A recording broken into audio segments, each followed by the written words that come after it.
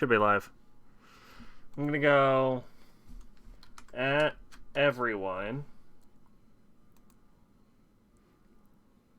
And we're gonna go... Why the fuck is my taskbar not hidden? There you go. We're gonna go at everyone. SACing MAL. A bit late, though. There we go. And is this working? Usually I'll have heard my fucking audio by now. Yeah, it's working. All right. Well, hello everyone, and welcome back to the worst show I make, SACing MAL, the show where we go to MAL's new anime season, and we read about what's going on, and we find out what I think sounds worth watching. Kicking it off with, we've been doing this for a surprising amount of time. Fucking Fall 2023. I literally forgot what year it is. Why is my coffee cup stuck to the fucking table? There we go. And I'll probably be the only one here. That's okay. Welcome, mate. How are you doing tonight? What's going on? How's work? You get that PS5 yet? Probably. You commented on it being fucking huge. So I was told yesterday, hey, today's the first day of fall. And I'm like, oh shit. I was supposed to have done SACing MAL already. I was supposed to have already done it. So, whoopsie. I'm late, but at least we're getting it done. Yeah, so SACing MAL, here we go. Finished RE4 Remake on it. Alright, played it again, still good, still liking it. So let's just kick us off. Now, fall's usually the big season, but this year was kind of backward. It was more summer was the big season this year, so we'll see what's going on. We have Tate no Yusha no Nariagari Season 3, which is Rising of Shield Hero Season 3, the third season of Rising of Shield Hero. Now, I have seen Seasons 1 and 2 of Shield Hero.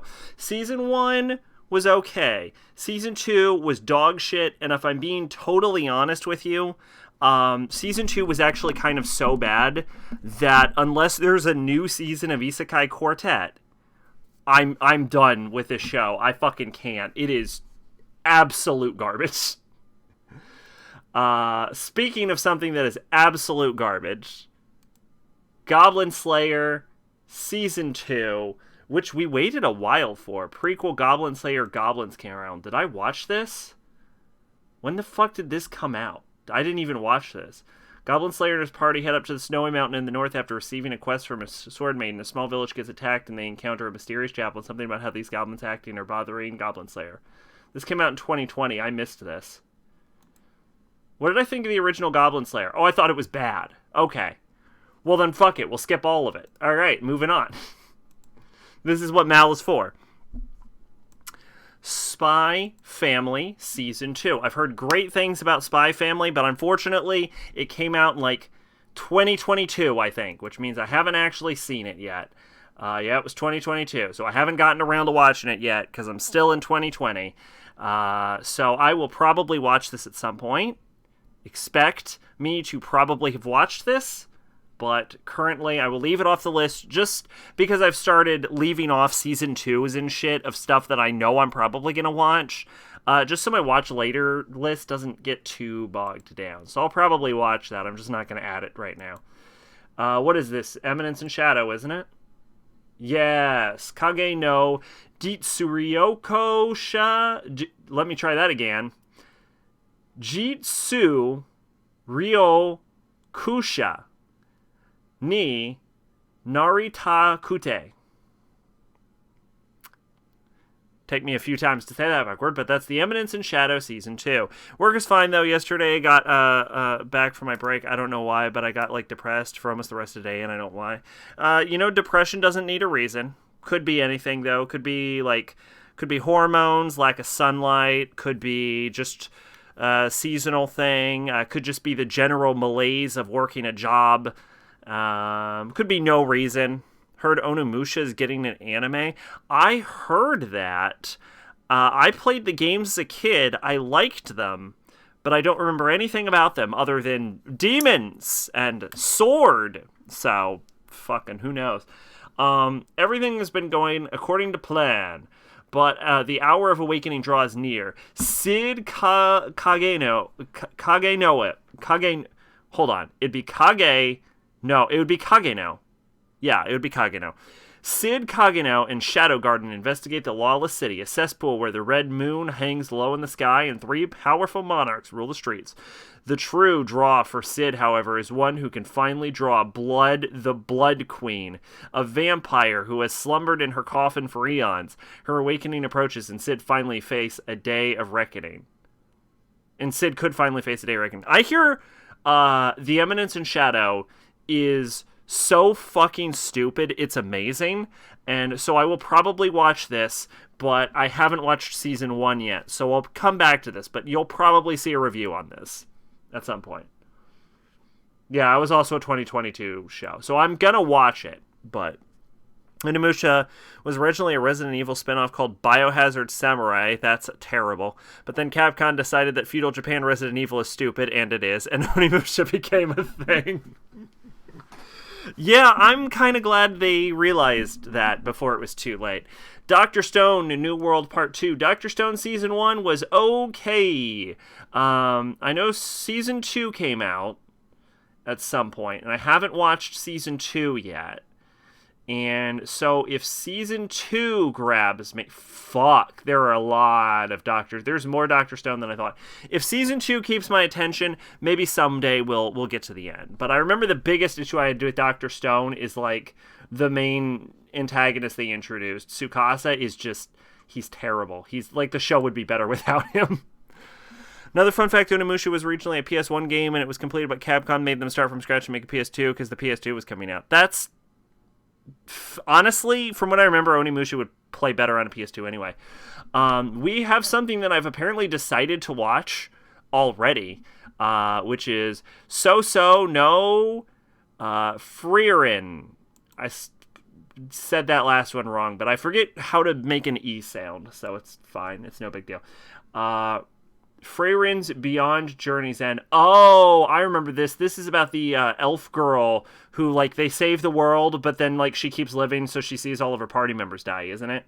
The Demon King has been defeated. The victorious hero party returns home after disbanding. The 4 mage, Freyren, hero, Himmel, priest, Hater, and warrior Ison reminisce about their decade-long journey as a moment to bid each other farewell arrives. But the passing of time is different for elves. Thus, Freyren witnesses her companions slowly pass away one by one. Before his death, Hater manages to foist a young human apprentice called Fern into Freyren. Driven by the elf's passion for conducting a myriad of magic spells, the pair embark on a seemingly aimless journey, revisiting places that the heroes of yore had visited. Along their travels, Freyren slowly confronts her regrets of missed opportunities to form deeper bonds with her now deceased comrades. Yeah, that sounds fantastic, honestly. I could see why I wanted to watch that. Tokyo Revengers Tenjiku-hen. Now, see, I misread that as Tokyo Ravens and got really excited and then remembered, oh no, it's the Gangster Boy show. This is the 3rd season of Gangster Boy show, which I've still not seen season 1 of Gangster Boy show. And so, as always, I will say, oh, that's unfortunate. The title has the Buddhist swastika in it. Yeah, I can see why that didn't get... I can see why we didn't localize that. Not that I don't understand the symbol in full context, but oh boy, can I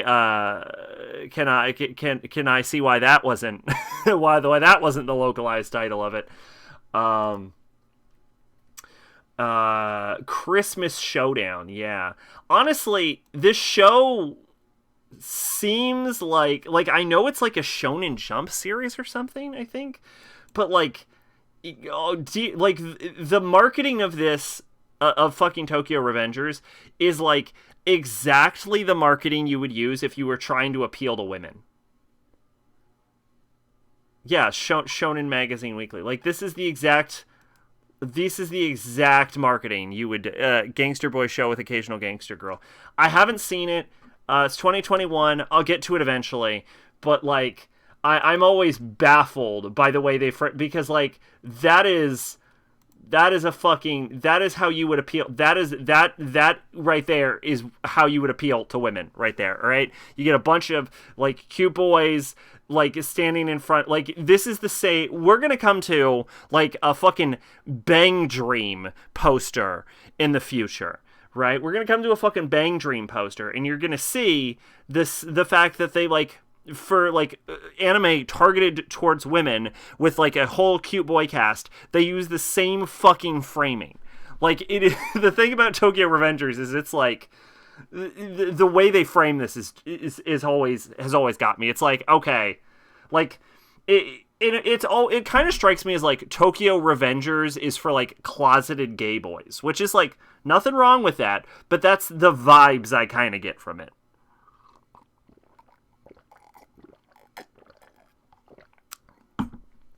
The covers of English manga are completely different. I would imagine. I would imagine they had to redo all that. I mean, okay, no, like let me. This is the new season,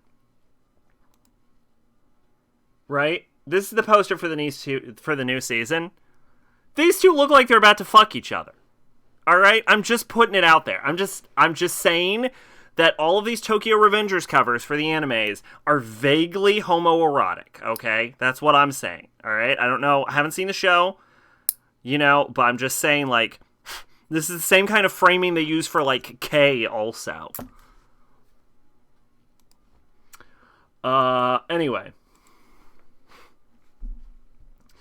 Seihate no Paladin Tetsusabi no Yama no O. The Faraway Paladin, the Lord of Rust Mountain. Excuse me. I've apparently read season 1 of this, which is on my plan to watch list. It was 2021. Reminds me of a manga I once read a bit of, and thought this has to be written for incels who secretly trans and are mass projecting. Do you remember what it was?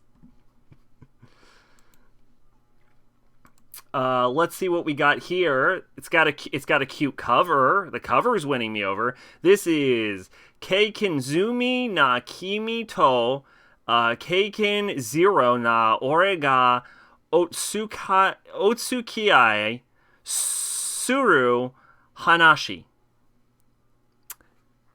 Our dating story, the experienced you and the inexperienced me. Okay. Ryuto Kishimi, that was wrong. It was a reincarnation thing, but not isekai? Huh.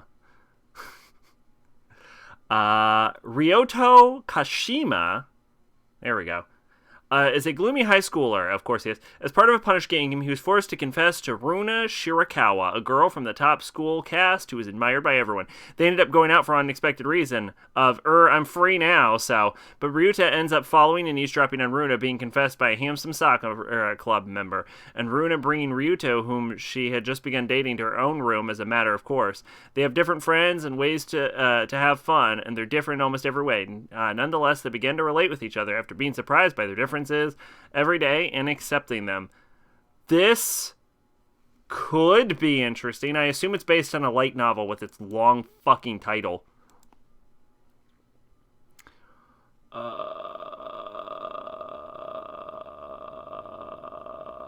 Yeah, it's a light novel.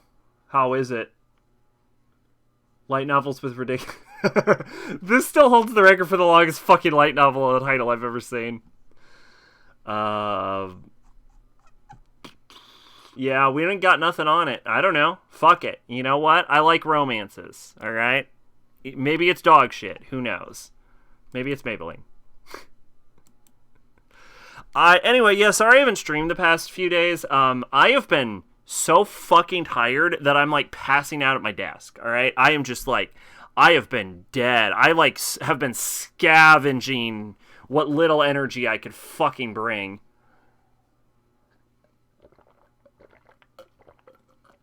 God damn, this water is fucking fire. I should drink more water. Excuse me. Kusuriya no Hitori Goto, The Apothecary Diaries. Okay, I actually wanted to watch this, I think. I wanted to watch this assuming it was Japanese, because I know it's set in China, but I wanted to watch this assuming it was Japanese, but I didn't want to add... I remember specifically not adding this to my list, because when the trailer came out, it wasn't clear what season it would be running in, and the way I tag anime is based on what year it's running in, so I didn't want this to be an anime that would come out in, like, next year or something, or next season, and, like, have it mistagged. So I was planning to watch this already. I just was waiting to show up on this show. What am I supposed to do tonight on Discord when you said you wouldn't stream, and then I, like, fell asleep? I did notice that. It was at, like, 3, though. That's usually when you pass out while watching me anyway, though.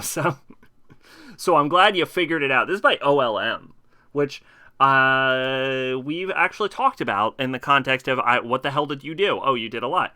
In an imperial court in ancient China, which is very non-specific considering China is one of the oldest civilizations on the planet, it has been a few months since a 17-year-old girl named Mao Mao was kidnapped and forced to work as a low-level servant in the emperor's palace. Still, she managed to retain her curious and pragmatic spirit, planning to work until her years of servitude are over. One day, however, she catches wind of the fact that the emperor's 2 infants have fallen gravely ill. She decides to secretly take action, drawing on her experience as a pharmacist raised in the poor Red Lake district. Despite Mao Mao's attempts to remain anonymous, she soon catches the eye of Jinshi, an influential eunuch who recognizes her talents. Oh, wah wah, he's a eunuch. She ain't getting that dick. Mao Mao soon finds herself in the Emperor's inner court, where she gradually makes a name for herself by utilizing her knowledge and eccentric personality to solve various medical mysteries. Oh, man. That's gotta suck for her.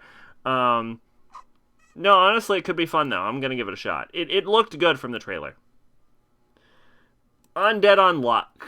I thought this had already come out, actually. Yeah, I thought this had already come out. This is apparently, this is one, from what I understand, this manga got axed because of Shonen Jump's, I thought it was getting axed. I had heard, maybe it wasn't this. Oh, it was Martial Magic and Muscles, I think, that got axed. Because Shonen Jump has been doing this thing where they cancel manga just so they can make anime about them because Demon Slayer has ruined everything. And I'd actually thought this was one of the ones that got canceled, but I guess it survived. Anyway, I hear it's good. Maybe I'll give it a shot. I watch all the fucking shonen garbage that comes out anyway. After reading the conclusion of her favorite manga series, Fuko Izumo finally feels ready to end her existence. For the past 10 years... That's fucking dark. For the past 10 years, Fuko has been affected by a condition that brings extreme misfortune to anyone who touches her. This has had a drastic effect on her surroundings, even inadvertently resulting in the deaths of those around her, including her parents. As she stands on a bridge above train tracks, Fuko is touched by a strange man, causing the footing underneath him to break and dropping him in front of an oncoming train. However, when Fuko finds the man's corpse, she discovers that his body is regenerating and that he's coming back to life. The man whom Fuko names Andy is immortal, and like her, he wishes for death. Initially dismissive, Fuko eventually decides to team up with Andy to give him the best death possible, but a mysterious organization lurks in the shadows, hoping to take advantage of the duo's bizarre abilities. This sounds very similar to a manga I read pieces of called, I want to say, Methuselah. I might have actually read all of Methuselah. Meteor Methuselah? Yeah, it's very similar to Methuselah. It sounds not good, honestly. Honestly, it doesn't sound good.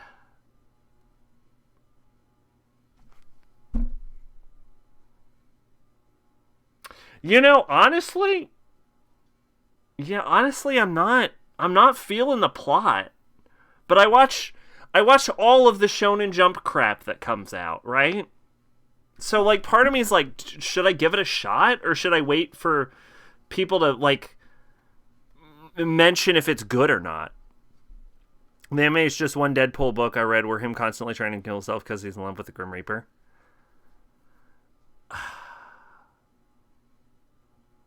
I mean, I wouldn't really describe it as that plot, but, like, yeah, I'm not feeling this plot. You know what? I'm not feeling this plot. If I hear good things, maybe I'll give it a shot.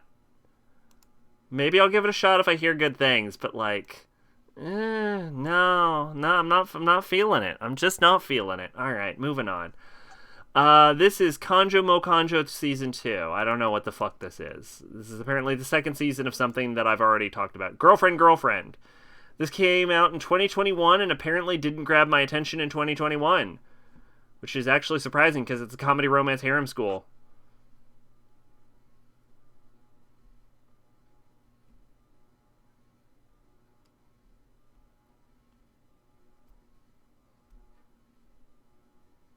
I can see why I didn't select this now that I've read the plot. Okay, moving on to what the fuck is this? Kimi no Koto ga fuck daisuki na 100 nin no kanojo. The 100 girlfriends who really, really, really, really, really, really love you. I've actually heard about this. This is basically the plot of Galgun. Upon graduating middle school, Rentaro Aijo manages to confess to the girl he loves. Unfortunately, he gets rejected by making it his 100th rejection in a row. My poor dude. Having experienced heartbreak after heartbreak, he goes to a matchmaking shrine and prays with the hope of finally getting a girlfriend in high school. Suddenly, the god of the shrine appears, promising Rentaro that he will meet 100 soulmates at high school. 100? Alright, first off, I think we can all agree that there is zero way that this fucking show is going to manage to properly develop 100 characters. Although skeptical at first, Rentaro quickly acknowledges the truth behind the god's words when two soulmates, Hikari Hanzono and Kurane Inda, confess to him the very same day they meet him. However, there was one detail the god forgot to tell Rentaro. If any of his soulmates fails to get into a relationship with him, they will die. Now trapped in a matter of life and death, Rentaro decides to date all of his soulmates. With a heart so big they can be shared among 100 girlfriends, Rentaro makes the most of his unanticipated high school life, with Rentaro's family growing ever larger. In order to develop 100 characters, you would need 100 episodes.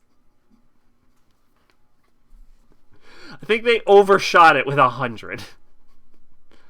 I'm gonna watch it. I'm gonna watch the Galgun anime, but they overshot the number of characters they could handle. Komonohashi Ron no Kindan Suiri, or Ron Komonohashi's Forbidden Deductions. Sounds sexy. Despite lacking the skill suited for his role in the Metropolitan Police Department investigative team, Todomaru Ishigi wants to solve murders and help people. Following the advice of one of his seniors, he ventures out to enlist the aid of reclusive Ron Komonohashi. 5 years ago, Ron was the most promising detective from the illustrious Detective Training Academy Blue, yet for various reasons unknown to public, he sank into obscurity. Todomaru expects a well-dressed, composed man, but what he gets is a messy-haired, uninhibited, and eccentric. Wow! It's almost like it's a trope so old it was invented in the 1800s.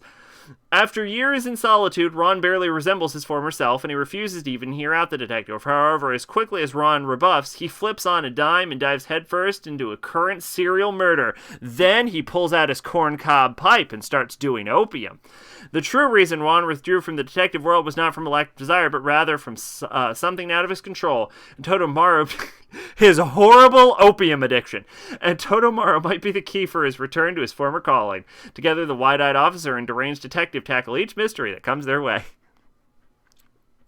Once read a manga from the 70s about a dude who has a huge romantic but constantly gets rejected. After rejected the 20th time, he tries to kill himself, and then Hitler takes his brain, puts it in his dead Japanese wife, and now the dude's Hitler's dead Japanese wife.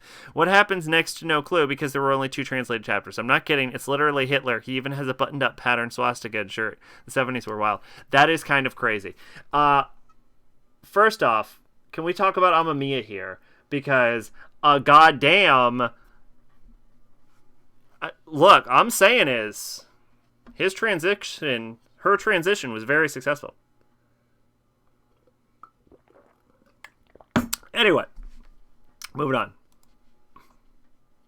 Yeah, I'll watch the fucking Sherlock Holmes show. Dead Male Death Play Part 2.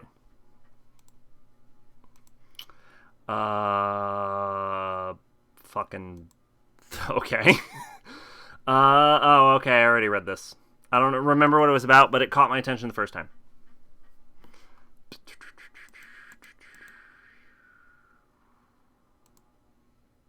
Mahotsuko no Yume. Oh, Ancient Magus Bride. Okay. Mahotsukai no Yome, Season 2, Part 2. Which is just the fucking second what? Attack on Titan has ruined anime. Demon Slayer and Attack on Titan have collectively come together to ruin all anime everywhere. Alright. Seijo no Marioku wa Bano Desu, second season. The Saint's magic power is omnipotent, season 2. Doing that on Attack on Titan. Everyone is now. Fucking, I think I had the season 1 on the watch list, right? Yeah, 2021. I'll fucking watch it. Ah! Stop it! Bad! Alright. Hamatsu no Okoku. The Kingdoms of Ruin. This is a terrible poster. For ages, humanity flourished through the power of magic, a gift from witches to aid mankind. But times have changed. The scientific gear expansion has made... Oh god, I hate this already. Has made both magic and witches obsolete. In order to liberate humanity from the blight of magic, the mighty Radia Empire began a ruthless hunt to exterminate all witches. Adonis was only a boy when the hunt began, apprenticed to a witch he dearly loved. When she perishes at the hand of the Empire, Adonis vows revenge by this furious wizard's power. Blood will flow. I hated every plot. All of that. I hated all of that. God, that sounds bad. That sounds unwatchable. Attack on Titan, the final season, part 69.5, 3 times 7 times 8 equals Aaron is a fascist. Did you see the post I made on Discord? I asked on Discord whether Attack on Titan was done yet, and Elise is a big Attack on Titan fan, or was, I think, before the ending. I'm not sure if she's still a big Attack on Titan fan, but she did answer on Discord, and it's the most insane fucking thing I've ever seen. Which was, what did she post? I want to read the wording, because it blew my fucking brain back. Okay, yeah, I said, is the Attack on Titan anime finished yet? And her reply was, not yet. Season 4, Part 3, Part 2, real. She had to clarify that that's the real title, is yet to come. So, we are legitimately on Attack on Titan, Season 4, Part 3, Part 2. Ah!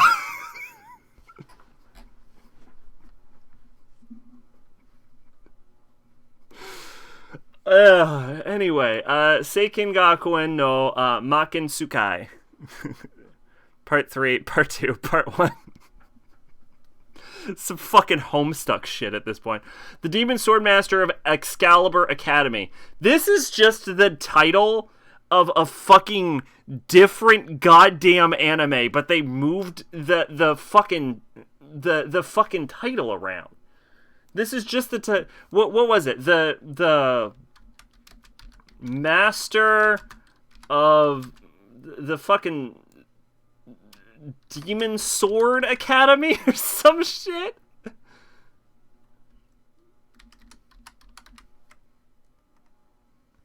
There's another fucking anime that's just like the Demon Sword Master of some bullshit academy. I don't remember what the name is. But it's the exact same name as this, but the fucking words are moved around.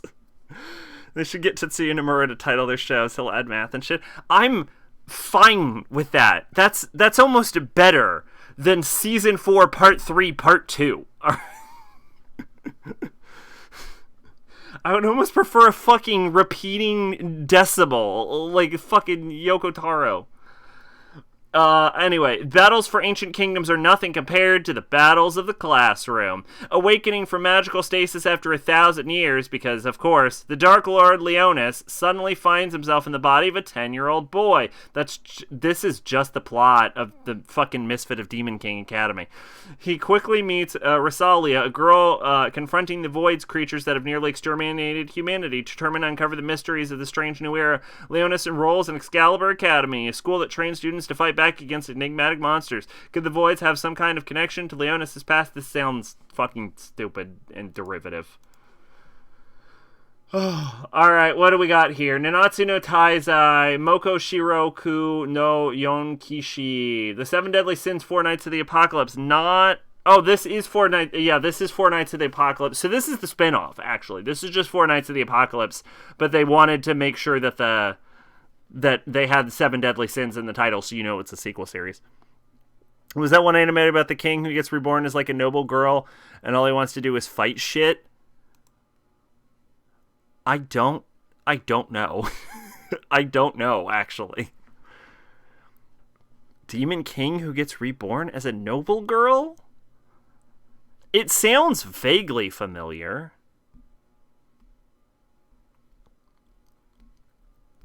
Yeah, I don't know.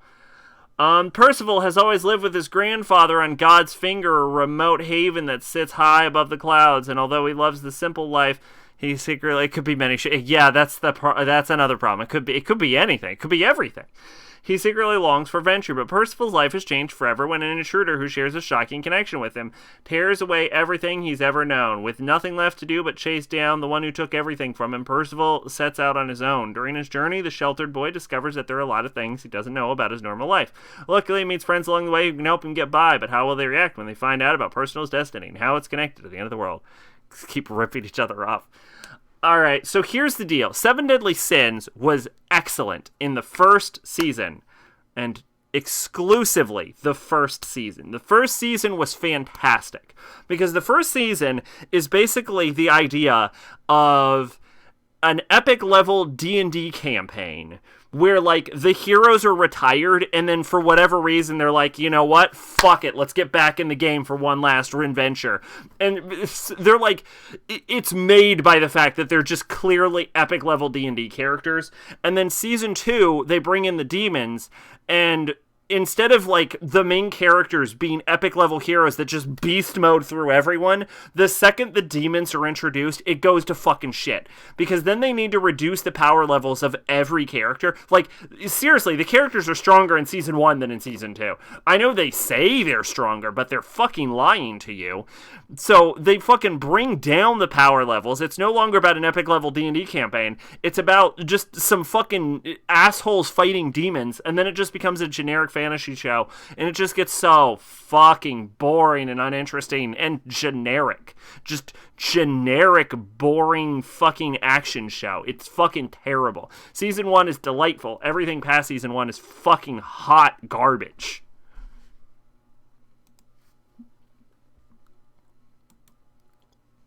Ragna Crimson. In a world where dragons rule sky, sea, and land, those who fight would fight them, and win must surpass the limit. I'm sorry, am I fucking stupid in reading this wrong, or is this written like an asshole? In a world where dragons rule sky, sea, and land, those who would fight them and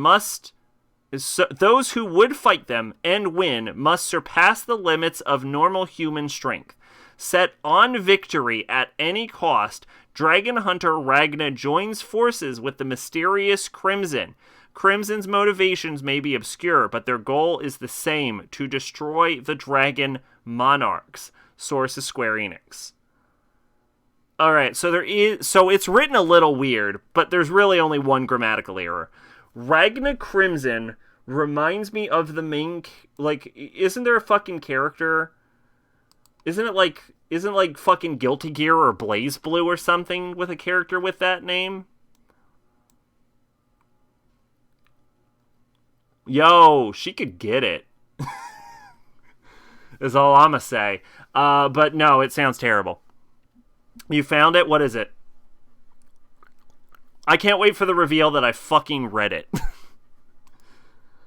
Yo, what the shit?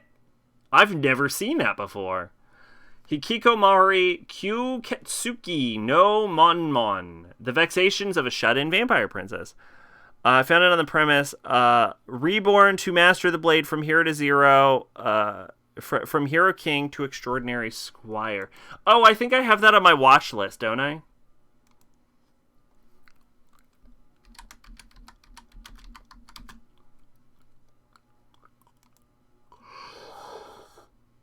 Yeah. That's on my watch list. Yes. But this wasn't what I was thinking of. I was thinking of a different show with the exact same plot. 3 years into her life as a shut-in vampire, Taro Komari Grandsblood, Komari for short, awakens to find she's been appointed as a commander in the Molnite Imperial Army. The thing is, her new unit consists solely of belligerent ruffians who revolt against her superiors at the slightest hint of weakness. Though Komari hails from a line of vampires as powerful as they are prestigious, her refusal to drink blood has made her a picture of mediocrity, scrawny, and uncoordinated, and inept at magic.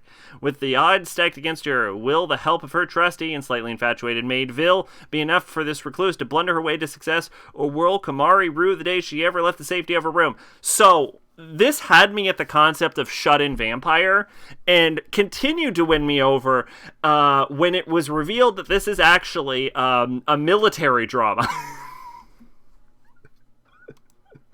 This right here is either going to be the most disappointing anime of 2023, or it is going to be the best anime of 2023. Because if it's not the best, it's the most disappointing, is what I'm saying. Ojo to Banken-kun, a girl and her guard dog. Isaku never asked to be the daughter of a Yakuza boss, but when her parents died in a car accident when she was 5, her gangster grandfather took her and raised her as part of the clan. After years of being avoided by her schoolmates because of family ties, Isaku is finally ready to make her high school debut, live a normal life, and maybe even find love. Until loyal family servant, Isaku's dedicated guardian, 26-year-old Keiya enters high school right alongside her and vows to protect her from all the above. Now she's got a chain-smoking, pistol-wielding knight in shining armor to deal and navigate the school. Besides, what's a young lady to do? Now, the thing is, the age gap is a bit concerning. Alright? The age gap's a bit concerning. Now, I'm not one to, like, I know this is a thing with the kids nowadays where they're like, oh, it's a 2-year age gap. Oh, it's way too big. Oh, look at that. Like, 10-year age gap is a sizable age gap, but it's not an insurmountable one, all right? It wouldn't be weird if she was in her 20s. The fact that she is in high school, starting high school, right? Which means she's 15 years old, means that this man is 11 years older than her. And she's a 15-year-old in high school. And I'm gonna say it, it's a little weird for me. It's a little weird, all right? It's a little much, all right? It's a little much. All right, now if he was like her age, if he was a few years older, that's fine, but 11 years, high school freshman. I don't know about that. I don't know. That's weird. It's a little weird. It's not the biggest age gap I would have seen. That's for damn sure. All right, but watashi no oshi wa akuyaku reijo. I'm in love with the villainess. Ordinary officer worker Rei Ohashi wakes up in the body of a protagonist of her favorite otome game. Fucking course she does. Why wouldn't she? Why the fuck wouldn't she? Revolution. To her delight, the first person to greet her is her favorite character, Claire Francois, the main antagonist of the story. Now Ray is determined to romance Claire instead of the game's male leads. But how will her villainous lady love react to this courtship? So, hold up. So, very clearly, this is ripping off My Life as a Villainess. Because It is, all right? Once someone comes up with a good idea, everyone else immediately has to rip it off. But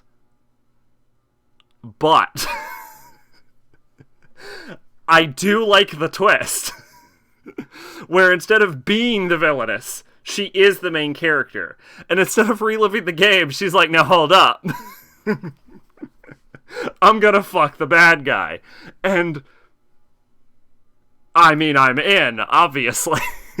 Here's how you do a teen and adult age gap romance, right? My son Ikaku Yasuke, 19, Kyoko 21. That's how you make it not creepy, which is very hard to not do. Yeah, 1921 is fine. That's totally acceptable. That's fine to me.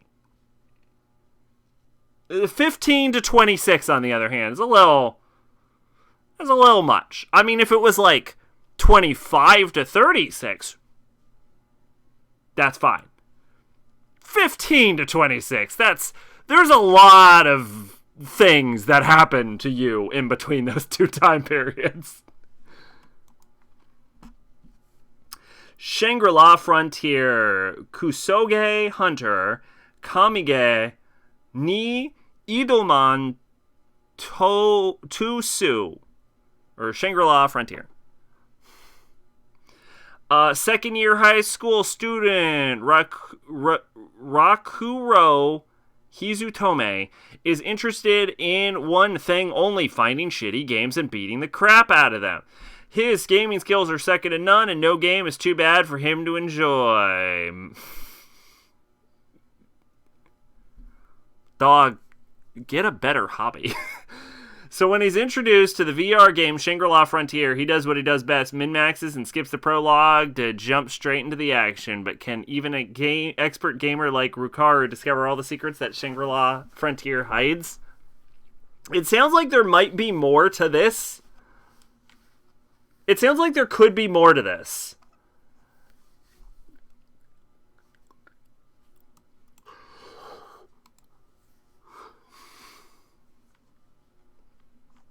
If there was just like a taste. If there was just a taste of what it's hiding, right? If I just knew a little bit more. We're in spoiler territory. The fight was sick. That's it. Okay, well, oh well. Fuck it. If I hear good things, well, I feel like there could be something there. There's just not enough to go on. Okay, this is Konyaku Haki, Sarata, Reijo, Wo, Hirota, Orega, Ikenai, Koto, Wo, Oshie, Komu. Gamerman doing gamerman shit. I'm giving the disgraced noble lady I rescued a crash course in naughtiness.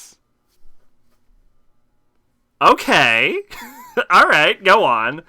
Alien misanthropic wizard. Alan, a misanthropic wizard, lives within the forest. He is known as the Demon Lord and feared by those around him. One day, while living life as a hermit, he comes across a young girl named Charlotte, who has collapsed in the forest. Despite being innocent, she was accused of evil deeds, had her engagement annulled, and was forced to flee her country. When he heard that, Alan remembered the agony of being betrayed by a group he once thought was his companions. After hearing the story of the 17-year-old's exploitation, Alan decides, I'll let her live in my mansion, and I'll teach her all sorts of bad things. I assume it's about being an evil villain, and I'm assuming it's not sexual explicitly. And what you need to understand about this is it looks like a cute art style. It's very cute looking, but also one of the tags is romance. And that's all I need to hear. Now, you might notice that we were just talking about a giant age gap, and very clearly, this is probably an even larger age gap.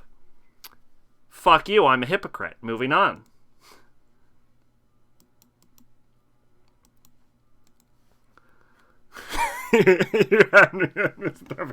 I'm sorry. I misread it. Okay, this is Hokago Shonen Hanako-kun. After school Hanako-kun. Oh, I've actually heard of this. The ghostly Hanako-kun and his mortal assistant Nene Yashiro usually have their hands full resolving various supernatural incidents in Kamome Academy, but how do they spend their time when they get a break from all that? Come and watch the characters toilet-bound Hanako-kun play games, get sick, change genders, discover world-shaking secrets during their laid-back after-school hours. I'm okay, but fair enough. Under Ninja! I'm almost afraid of where this is going. This has very prison school vibes. A high school loner is given a part-time job and a lifetime as a modern-day ninja tasked to perform international assassinations. Now, I want to be clear. What I thought this was going to be was a bunch of teenage boys trying to get panty shots by looking at girls from under the stairways. What I got was, man's an actual fucking ninja. After World War II, go on, Allied Command in Japan developed a new agency to help manage terrorism and violence within the Pacific region. The agency was staffed with ninja, and they were initially tasked to handle domestic affairs. Eventually, that program grew to its current form, managing 20,000 ninja across a range of domestic and international affairs. One of these ninja happens to be Kudo. The 17-year-old high school loser is now poised to be next in line of defense against a potential surge in foreign assassins invading Tokyo.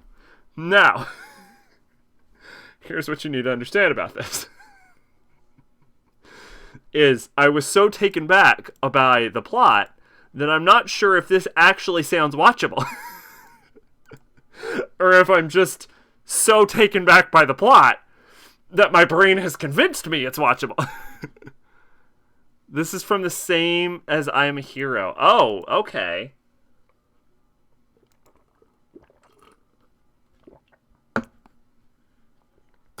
I heard of this too. There was an adaptation already, but apparently the author hated the anime so much they demanded it get a new adaptation.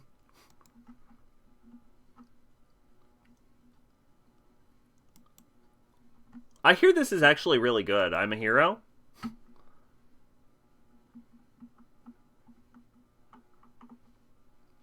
I think I've heard good things about this, haven't I?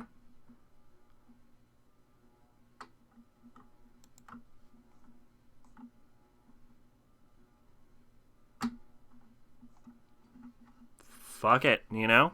Why not? Could be fun. Could suck ass. Give it a shot. This is Boshoko no Berserk. Alright, the first thing we have to address are these character designs. Because that's just Kirito and Asuna. Like, Kirito and Asuna aren't the most unique designs, but like, that's just Kirito and Asuna is the like, the fact that grabbed me before I even cared what your plot was is kind of a problem.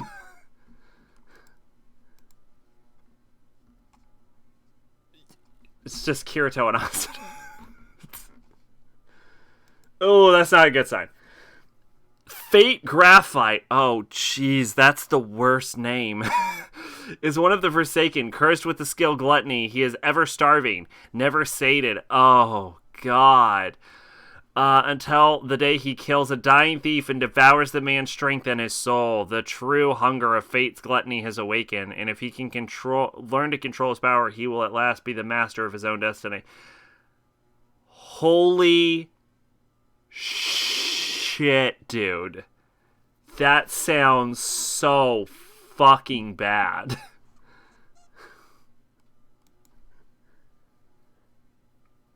That is... Oh god, he's got a dumb skull mask. Holy shit, he's got a dumb skull mask. This might actually look so bad that I feel the need to check it out. The Kirito already looks like default character Neponoka. Yeah, I don't even think Kirito is intended to be specifically unique looking. My dog. First off, we've got fucking dark-skinned dragon girl, which like, holy shit, dude.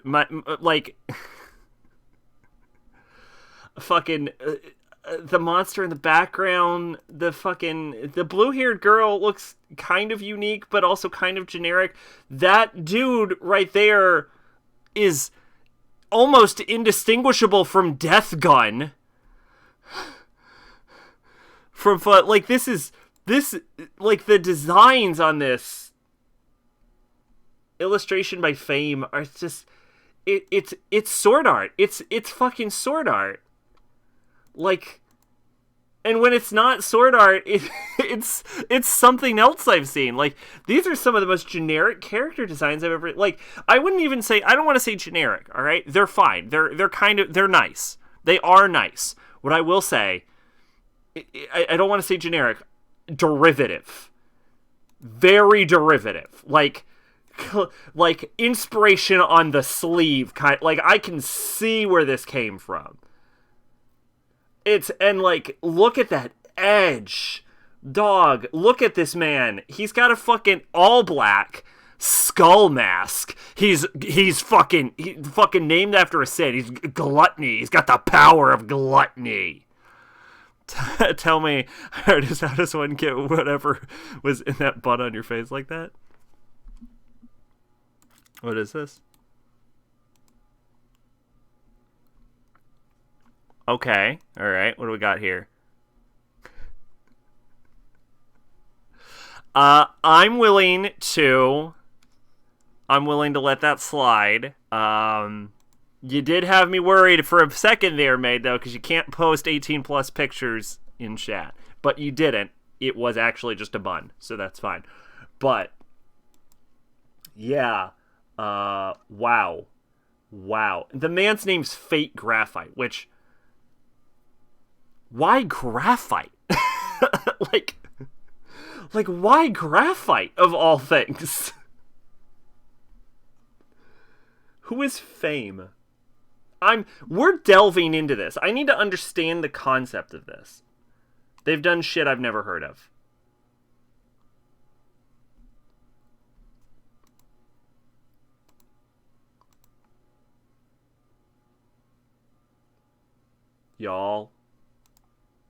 Y'all, the name of this is a boy raised guy. Gods will be the strongest. Y'all, Will has left to his fate in the middle of nowhere, but his luck changed when the gods gave him another destiny. The child who was destined to die, now destined to become the mightiest of all, with the help of the god of sword and the god of magic and the goddess of sanction, Will's adventure begin. Dog, I think you need to fully understand. This motherfucker is just Belle Crenel from fucking Tanmachi. This is clearly just gender-swapped eyes. Holy shit. I mean, look, I want to be clear.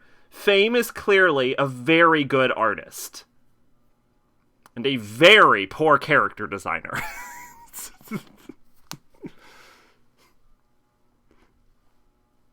Like, I wish I could draw like that. But holy shit, I should not be able to look at your characters and the plots of the novels, for the record, and just be like, yeah, I've seen that before.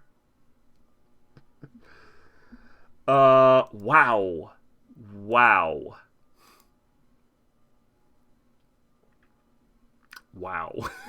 Holy shit. Okay, so this is we're still on this, by the way. I want to be clear. We're still on this. Who the fuck is Ichika Ishiki?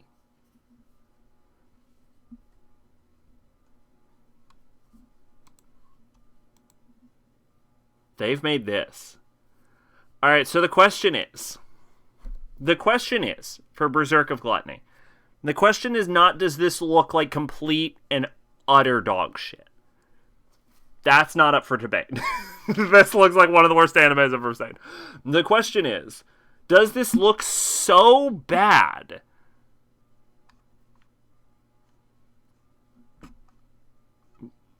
that it becomes watchable? You know what I'm saying? Faymart be like, wait, there's lots of other characters if you don't like the Pixie Sorcerer. No, there aren't. They're all just the same with different costumes. The question is, does this actually look so bad that it wraps around to being a watchable show? And to be honest, I may have fallen for the marketing gimmick. This might actually look so fucking shitty, I need to check it out. Alright, what do we got? We got a Hoshikuzu Telepath. Stardust Telepath. I kind of want to... Right? Yeah. I mean, there's no doubt it looks like fucking garbage. But 15-year-old Umika Konohoshi is having a hard time socializing at school, but she hopes her words will someday reach other people. When self-proclaimed alien Akuchi enters her life, Umika will learn more about being open. This sounds vaguely like Arakawa Under the Bridge. Very cute art style, though. Very cute. Comedy girls love. Oh, now hold up. I see she's holding a missile. Hold up.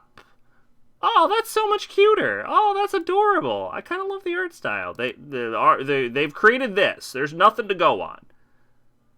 Other than a restack about aliens and manga. So might actually be an alien. Yo, she's actually an alien. You've sold me. Alien lesbians, that's... Call me shallow, but... You've managed to hit the cross-section of things I'm willing to check out. MF Ghost. This is the worst-looking poster I have seen in a very long time. They are so horrifyingly ugly. Again, better than I can draw, but I feel like some standards. The year is 2020X. Self-driving electric cars have replaced internal combustion engine-based cars, becoming ubiquitous in Japan. However, a racing circuit known as MFG, which employs traditional internal combustion cars, is garnering popularity worldwide.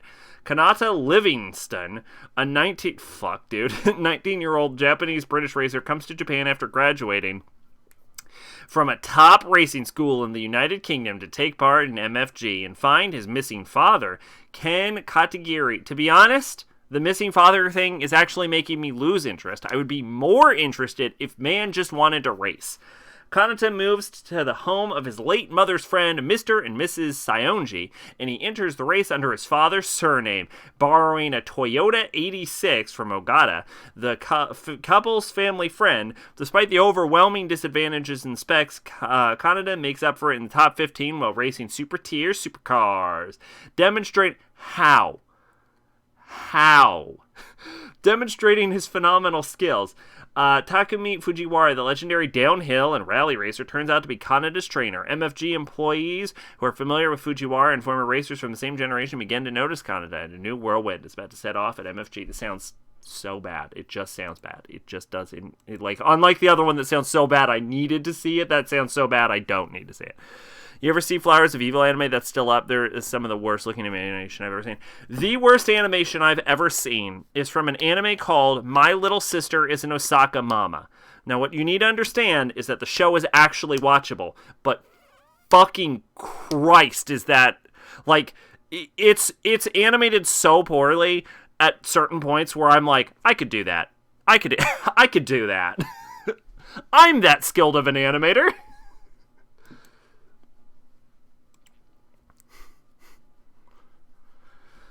Overtake.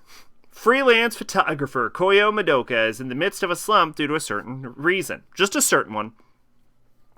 While working on a story at the Fuji International Speedway, he meets high school F4 racer Haruka Asahina, and he suddenly finds his heart racing once again. A lot of racing stuff, huh? He decides to support Asahina and help him make his dream come true. Oh, I'm sorry. I thought Asahina I thought Haruka Asahina was a lady, because that sounds like a lady name. Okay. I was thinking it was a romance, which it could still be.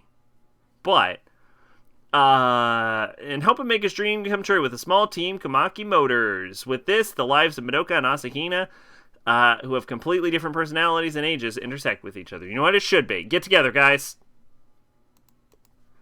All right, we have Tear Moon. The title's so long it doesn't fit on screen. So is this from Flowers of Evil manga? Oh, wow, that is a fucking difference. Wow, that is a fucking difference. They fucking rotoscope it? Holy shit. Tear Moon, Teikoku Monogatari, Dan Todai, Kara Hajimaru, Hime no Tensei Gyokuten Story.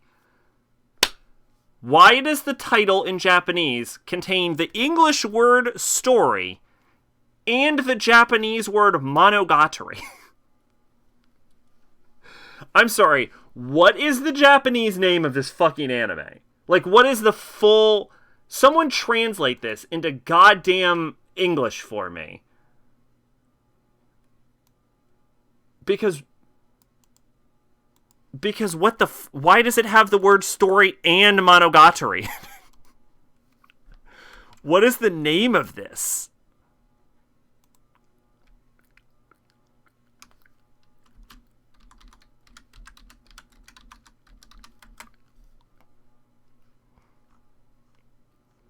No.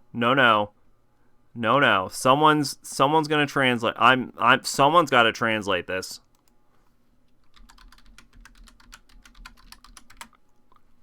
I need this translated. No, it's Japanese. Someone better fucking I mean, technically it's Romanji, but someone better fucking translate this right the goddamn now. Do it. Translate it. Someone translate this. Someone fucking translate this. I need to know what this is. The story of the story, starting from Dantodai Hime... Nope. It gave up. It gave the name of this is driving me insane.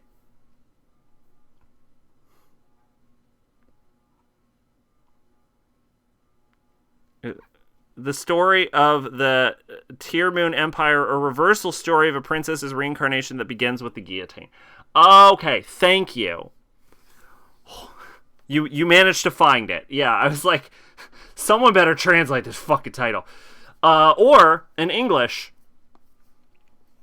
Tear Moon Empire, which is, way fucking better. Surrounded by hate-filled gazes of her people, the selfish princess of the fallen Tear Moon Empire, Mia takes one last look at the bleeding sun before the guillotine blade falls, only to wake up back as a 12-year-old. Ooh! With time rewound and a second chance at life dropped under her lap, she sets out to right the countless wrongs that plague the ailing empire. Corrupt governance, check. Border troubles, check. Natural calamities and economic strifes, check. Mai seems... her name is Mai? Mai seems like a lot of work. Oh, no. It's being clever. Mai seems like a lot of work. Hard work and Mia don't mix, so she seeks out the aid of others, starting with her loyal maid, Anne, and the brilliant minister, Ludwig. Together, they strive day and night to restore the empire. Little by little, their tireless efforts begin to change the course of history, pushing the whole continent toward a new future. And why did the selfish princess begin to have a change of heart, you ask? Simple. She didn't. She's just terrified of the guillotine. They hurt like hell, and Mia hates pain more than work. Yeah, no, honestly, yeah. Although that story does remind me of the last words of one Marie Antoinette, who, upon approaching the guillotine, stepped on the foot of her executioner and said, "Pardon me, sir, I did not do it on purpose." Last words of Marie Antoinette. That is both heartbreaking and a little badass. Honestly. Marie Antoinette, she gets a bad rap, but really, she did the best she could with a kingdom that was inevitably going to revolt.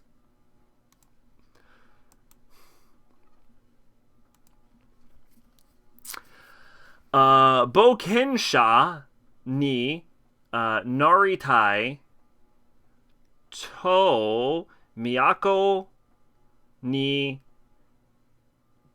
Deteta Musume ga S rank ni Nateta. Said that wrong, but I don't fucking give a shit. My daughter left an F and returned as an S rank adventurer. Now hold up, is this incest related? It doesn't say. Okay, great, perfect. Love that. I love the ambiguity of that. Excuse me. After losing his leg as a newbie adventurer, he retired and returned to his hometown in the countryside, doing such things as collecting medicinal herbs, exterminating magical beasts and wild beasts, and helping with the villagers' farm work. It's hard to decide whether to call our protagonist an adventurer or a handyman. And while doing all these things, his age quickly approached 30. One day, while searching the mountains for herbs, he discovered an abandoned child. Thinking he couldn't just leave it, he took it home and raised it until his age approached 40. Good for him. His now grown-up daughter had also wanted to become an adventurer, likely from growing up watching her father. Although her father had taught her swords since she was young for self-defense, her talent was quite impressive. Thinking it would be better for her not to be stuck out in the country for the rest of her life, her protagonist sent her to the Adventurers Guild in the capital. After another 5 years, the protagonist, now in his 40s, is still acting as suitor adventurer in the countryside. However, his daughter, now a distinguished S-class adventurer, hasn't returned home even once yet. You would have still watched even if it was incest. Maybe. It wasn't enough to turn me off, but it would have been a point in its disfavor. Arknights. Arknights looks like a cool mobile game that I haven't played because it's a mobile game. Fuyu Komori Kierimichi? Arknights Perish in Frost. This is a sequel to the other Arknights anime, which means if Arknights is grabbing me for its animation and Prelude to Dawn, I'm gonna be watching this, but... In the land of Terra, natural disasters of unknown cause have been occurring irregularly in many areas. Therefore, the majority of people, in order to escape these natural disasters, came to live in the mobile cities developed over the years. The originum left behind at the site of such catastrophes has led to the rapid progress of civilization due to their immense energy, but it also brought something else with it, an incurable disease called oripathy. Because this is just the plot of Arknights. Because the bodies of those with oripathy gradually crystallize and become a new source of infection at the time of death, in many countries the infected are subject to persecution under the regimes of segregation and forced labor. Those who are oppressed by the governments are starting to rebel. Rhodes Island, a pharmaceutical company researching a cure for oripathy, takes up their arms and starts a conquest trying to save all the people from the disease. Yeah, this doesn't tell me anything. This is just the plot of Arknights.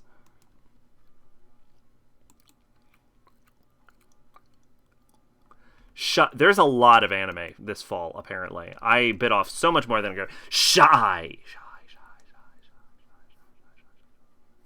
Just as the planet approached its Third World War, individuals' superpowers appeared from around the globe to maintain peace. They became symbols of their respective nations, striving to limit crime and bring evildoers to justice. Teenage heroine Teru Shai Momijiyama is Japan's... How the fuck did I get through that name without fucking up? Is Japan's representative in the world of heroes when a mysterious threat called... Well, at least I was okay briefly. Amalarics emerged. Shai must work together with her fellow heroes to stop at all costs. I'm in. I'm fucking in. You got me. You won. You win. You win this round. How many anime? Holy shit, there's a lot. Alright, well, we signed on to this bullshit.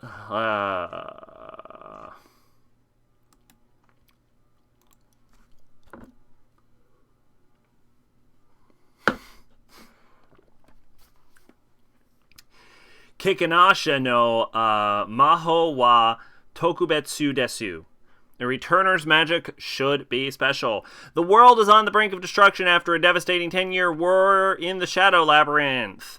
Desir Armin is one of the last skilled magicians left standing, but even if he is no match for a formidable foe threatening humanity's very existence, just when he's certain the end has come, he is sent back in time to his early days of studying magic at a prestigious Hebrion Academy with his rare second chance the same plot of Tear Moon. Desir is determined to not only save himself, but also his friends and comments he once lost, armed with knowledge of what their future holds. Can his efforts make a difference, or will they be all doomed to relive the same terrible destiny? I would be a complete hypocrite to agree to watch Tear Moon and not agree to watch this. And we know anything about me, it's that I am not a hypocrite, and I've never done anything hypocritical this in my life, especially during this stream earlier. This is Paradox Live, the animation.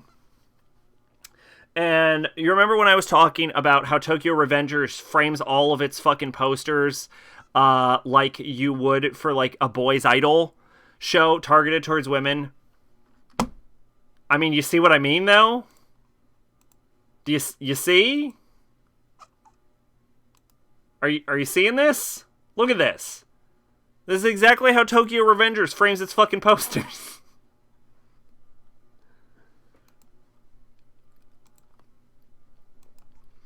Paradox Live, the animation, set in the near future. From the saturated hip-hop culture rises a new movement, the Phantom Live, using metals called phantom metals embedded into their accessories.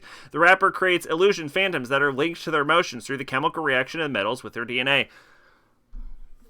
This is the fucking plot of Hypnosis Mike. Of all the fucking things you could rip off, why Hypnosis Mike?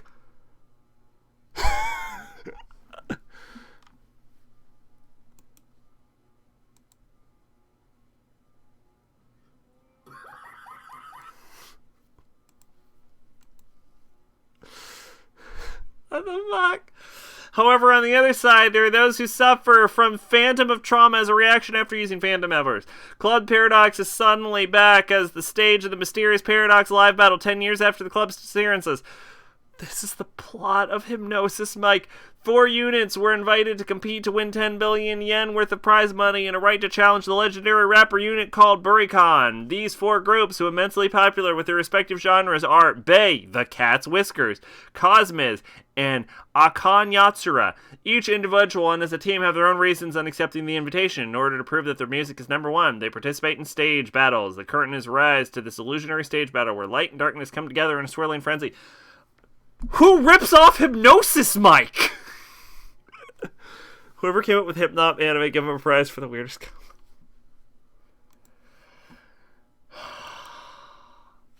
So here's the thing. Unlike Hypnosis Mike, the novelty is worn off. This is Dekoboko, Majo, no, Oyako, Jijo. Fuck off. Fuck off, whoever named that completely. Dog, holy shit. Holy shit. Holy shit. You are not dropping me a tall, dark-skinned witch girl. Alright? I don't even think I need to know what this is about. Alright? I don't even think I care what this is about. The family circumstances of the irregular witch. Alyssa, a witch who lives alone in the forest, picks up a human baby one day. Despite her confusion, Alyssa named the baby Viola and decided to raise her. 16 years later, Viola had not only grown into a daughter who adores Alyssa, but also into a woman of exceptional proportions, and the people around them mistook Viola for Alyssa's mother. I thought that was the mother also. A slice of life told by a mother and daughter who inverted in appearance and full of gags. Parent and child deliver hilariously funny comedy. So what you're telling me is that we've got hot witch, other hot witch, all right, mother-daughter comedy, all right, and a bunch of other witches. My dog, you can't just make an anime for me and then not tell me about it. I've already seen it. I'm so in. I've already watched it. It was fantastic. I give you a tall, dark-skinned witch and you didn't like her?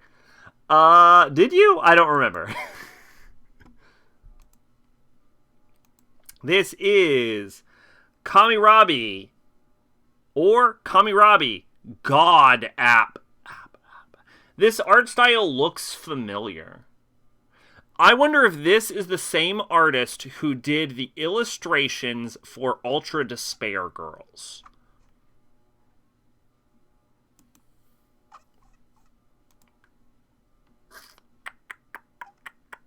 Character design is Atsushi Okobo.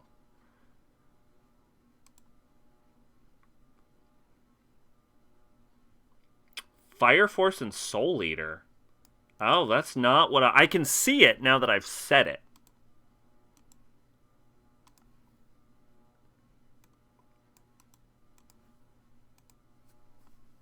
I can see it now that I've said it.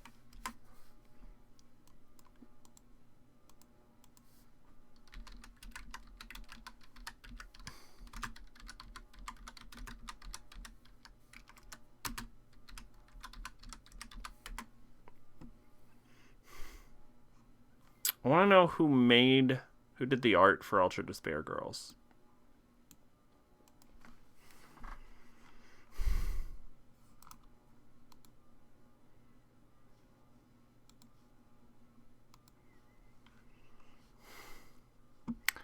The artist was Rui Komatsuzaki. Oh, okay. Well, alright, fair enough then. It does look very similar, though.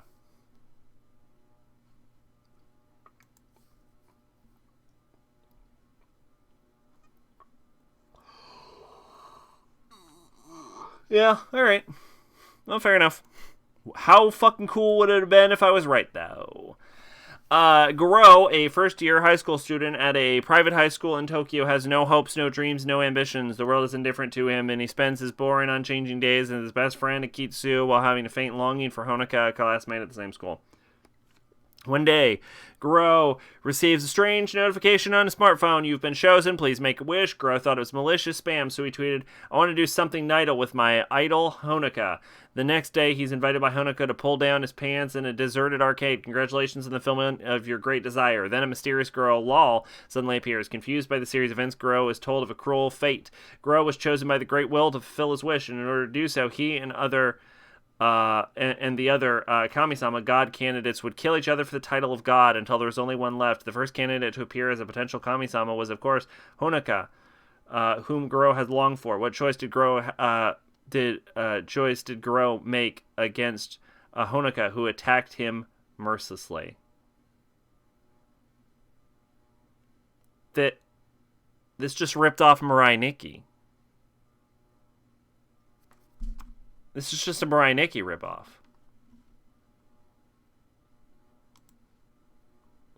Okay. Anyway. What do we got now? We've got Buta no Liver? Kenetsu Shiro. Butaraba, the story of a man who turned into a pig. As always, we have a saying. I have some standards. They're not a lot, but that is a fucking necklace.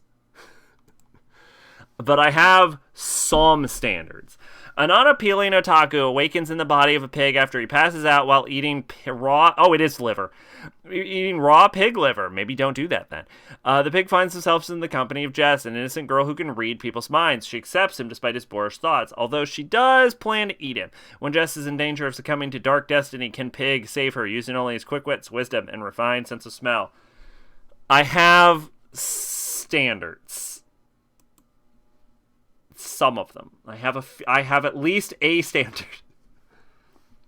Taru Osan no VR MMO Katsudoki, a playthrough of a certain dude's VR MMO life. A new type of VR MMO called One More Free Life Online is out, and he logs in as a young boy avatar called Earth. Taichi Tanaka, 38 and single, has a regular office job and enjoys playing video games in his free time. In a world where the player is free to do as they wish, he decides to master a skill that's been deemed useless. He makes potions that are too much of a hassle to make, cooks food that is excessively too good, and uses bizarre original weapons to hunt monsters. Okay. I mean, what might happen is I'll see clips of this on YouTube at some point, and I'll be like, I'll check that out, but right now we're gonna fucking say no. Fully Coolly Shoegaze. I have now realized that the other Fully Coolly thing that came out was called Fully Coolly Grunge. So they're just named after music genres that no one thinks about anymore. Oh, there was also Fooly Cooly Progressive, which I hear all of these sequels are bad, which, to be fair, I think everyone expects that. I don't know why they made a fucking sequel to Fooly Cooly in the first place. Okay, Bokura no Amero Protocol, Rain. Shun Tokinoya is a second-year high school student who lives with his mother and younger sister. After his father was killed in an accident and his sister was injured, he quit the game he loved and now works in an esports cafe called Fox One. That is a hilariously outdated concept because esports are dying. He spends all of his time studying and working part-time while also socializing with his childhood gaming buddies. Suddenly he discovers that Fox One is deeply in debt. I stand corrected. It is, as it turns out, completely accurate to real life. Shun and his friends hope to win the Zazuron Championship. It could also be Kikuron or Xaxaron Championship, and the prize money in order to repay their debts. Shun returns to the world of online games where he's confronted by Bakuretsu-kun, who used to play games with him. I have heard something with almost this exact plot, but considering this doesn't seem to be based on anything, I've probably just heard something with this exact plot. I was going to say I thought esports was on the decline. It is! And that's why I was like, oh, that's bullshit. Oh, never mind. It's completely accurate. Never mind. You fucking landed it. Yo, these character designs are on fucking point, though. Not the boys. They all look very boring. But, like, these girl designs are on fucking point, though. Look at that. Look at that. Look at that. Look at that. Look at that. Look at that. Look at that. Look at that. Look at that. Look at that. Character designer fucking is very good at drawing cute girls, is what I will say. Whoever did the character design for the girls knocked it out of the park. The boys, on the other hand, are just the most generic motherfuckers on the planet.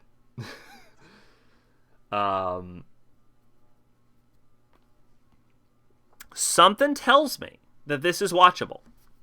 There was a movie about a Gears of War knockoff clan traveling across the country to a tournament. It was terrible. Okay. But, like, was it like a live action or an animated one? Yuzuki-san, Shi no Yonkyodai. I've heard of this. I think I've heard of the manga. For this. The Yuzuki family, which consists of 4 brothers, lost their parents 2 years ago. Hiyato, the oldest son, is a hard worker and the pillar of the family. Mikoto, the second son, is calm and collected, but he has a soft spot for his younger brother, Minato, whom he adores and thinks is cute. Minato, the third son, is energetic and adores his brothers, but he's clumsy and awkward. Gakuto, the fourth son, no one cares about Gakuto, the fourth son, is a studious but sure first grader who's often referred to as a wise man. The manga depicts 4 brothers' daily lives as they navigate their family, school, and community. It actually sounds adorable and heartwarming. Live action. Okay. One of the characters' username was Rumpelstiltskin. Rumpelstiltskin. That's actually delightful. This sounds cute and heartwarming.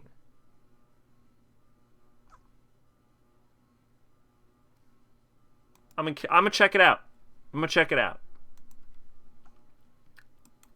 Ume Musume Pretty Derby. So I haven't seen the second season of Ume Musume yet. But I was planning to watch it pretty soon. I almost watched it this week, actually.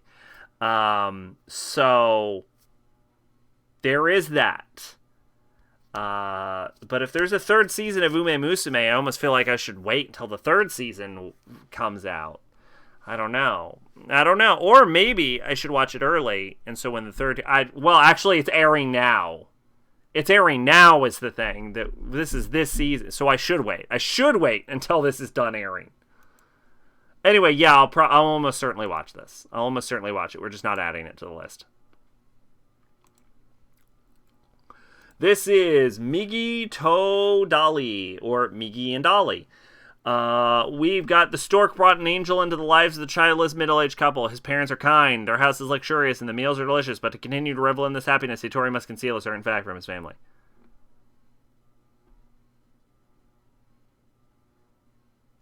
I want to be clear. This character's name is Satori.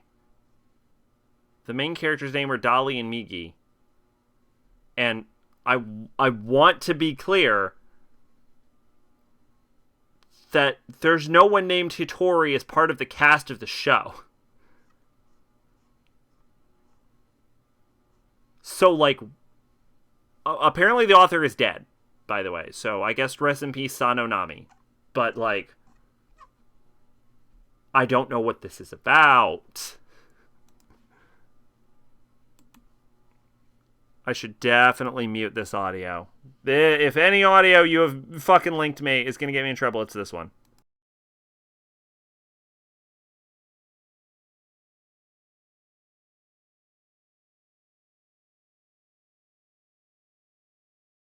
Oh, you linked me in IMDb. Okay. I've heard of this movie, but I have never seen this movie.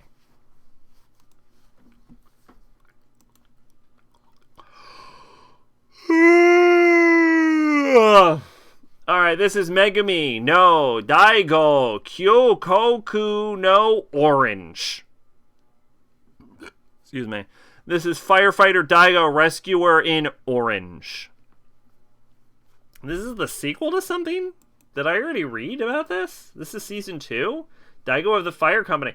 This is a sequel to a 1999 movie.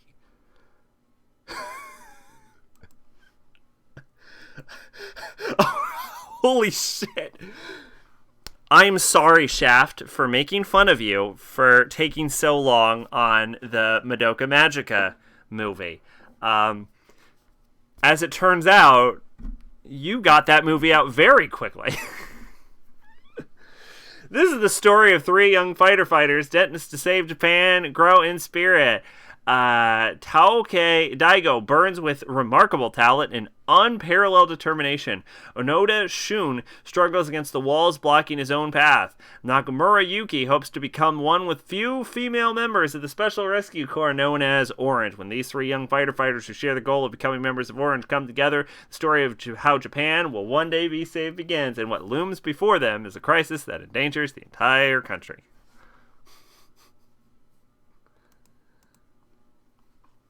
All right, what do we got? What do we got? We're almost halfway through the list because apparently speaking of hypnosis, Mike, we have Potion Danomi de Ikenobimasu. I shall survive using potions. You and everyone who's ever played a Pokemon game. Kaoru Nagasa died unexpectedly while walking home from her office job one night. She suddenly finds herself in front of a man dressed in white. The man introduces himself as God and apologizes for his mistake that resulted in her untimely demise. You know, like they did in Isekai Smartphone. Vowing to make it up to Kaoru by reincarnating her into another world, the next world's goddess, Celestine, praise the Emperor, reforms Kaoru's body and gives her full concessions she asks for. The body she had when she was 15, the ability to make potions with her effects of her choice, and a box with infinite storage space, to name a few. This woman is a genius. But soon Kaoru realizes that despite being told otherwise, this new medieval world doesn't have much in the way of magic, causing her potions to be highly sought after by greedy nobles. However, by using knowledge from her previous life, she might find a way to surprise the world using her potion. This bitch has infinite magic powers in a world with no magic. Yes! What is it with firefighters in anime? Is it a thing? I hadn't realized that was a thing. Yet again, the exact point I was making about Tokyo Revengers and their vaguely homoerotic fucking posters. Let's see. Atarashi Joshi Wa do tenin, my new boss is goofy. This is a yaoi. It's not. Should be. Mimosa? Yeah. Momose, a 26-year-old office worker, recently changed jobs after being harassed by his former boss.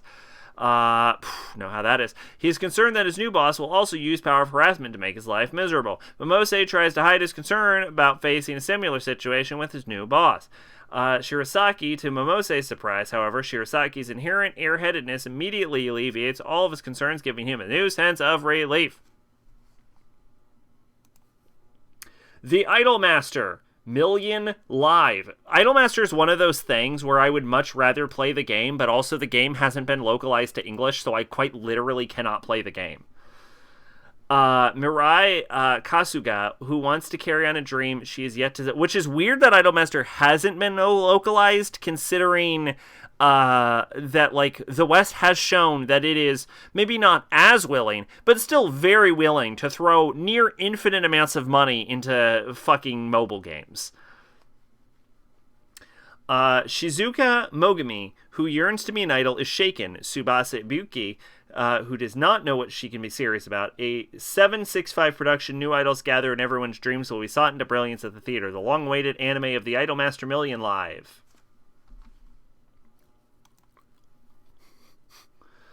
Alright, we have 16-Bit Sensation Another Layer, which is the easiest title I've had to read tonight. That is an adorable art style. Devote your youth to developing a lively Shoujo game that will make players fall in love. Maiko Uehara, a college student, began working part-time at a computer store in the far future of 1992. However, behind the scenes, the shop was an erotic game maker specializing in Shoujo games. Maiko, a talented artist, is suddenly hired as a substitute graphic designer after the staff flees, even though she has never drawn all 18 illustrations before. Will she be able to complete her eroge successfully? With a 16-bit PC as her partner, her career as a creator begins. That sounds cute. I'll watch that.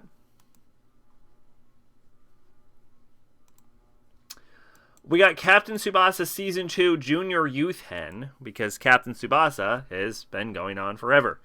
This is a sequel to 2018 Captain Tsubasa, which, luckily, I read. Hypnosis Mike, Division Rap Battle, Rhythm Anima Plus. Mac Tier, what is up? Welcome to SACing MAL Fall 2023 or whatever. I think we're almost halfway through, so that's pretty great. Hypnosis Mike, Division Rap Battle, Rhythm Anima Plus. This is the second season of Hypnosis Mike, Division Rap Battle, Rhythm Anima, which I actually enjoyed. Oh, I enjoyed an okay amount. I'm actually kind of willing to see where Season 2 goes. Season 2 is going to be the clincher, though. If Season 2's not good, then I'm out. Alright? You're not getting me with a Season 3 of Hypnosis Mike Division Rap Battle Rhythm Anima. But, if it is good, then you got me locked in. What have you been up to? You got anything new? Rail Romanesque Season 2? I was not expecting a new season of Rail Romanesque. Yeah, I'll watch Rail Romanesque Season 2. Are you fucking kidding? Wait, how long was Rail Romanesque? 3 minutes an episode. Yeah, that's okay. Yeah, I'll watch a new season of Rail Romanesque then. You gotta watch that sometimes. You gotta be like, ooh, I don't know. B Project. Natsuretsu Love Call. This is the third season of B Project, which came out in 2019, which means I've already read B Project. This is Bullbuster. Been trying to finish Neo Tweenie? I don't know what that is. You got me. Bullbuster. A young engineer, Tetsuro Okino, is transferred to a vermin extinction company. Okay, interesting. Called Hato Industries with a new robot, Bullbuster, that he developed himself. There, Hato Industries, a small company with little money, and its president, Tajima, are against a mysterious creature. The costs, there are fuel costs for robots, labor costs for pilots, and of course, wasting even a single bullet is unacceptable. I thought this was about vermin. Oh, The World Ends With... Oh, yeah, World Ends With You, too. Oh, how's it going so far? Between their ideals of extermination and the reality of budget, what does the future hold for Tata? What is this about?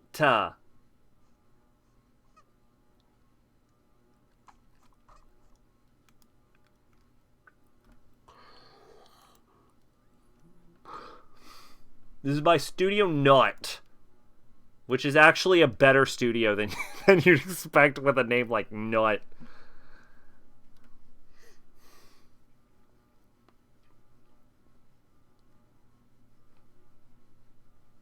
Bit of a slog. Oh. You did like the original, though, right?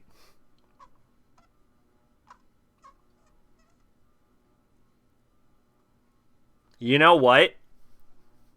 I'm gonna check out Bullbuster. I'm gonna check out Bullbuster. We're watching Bullbuster. We're gonna watch Bullbuster. We're gonna be Bullbuster fans. Check us out. Bullbuster. Okay, this is Kibo no Chikara Otana Precure 23, a new anime project that follows Yumehara Nozomi as an adult. I love this. I love this. One day I'm going to watch all 900 episodes of Precure, and I want to be clear. I've done the math, and I didn't make that number up.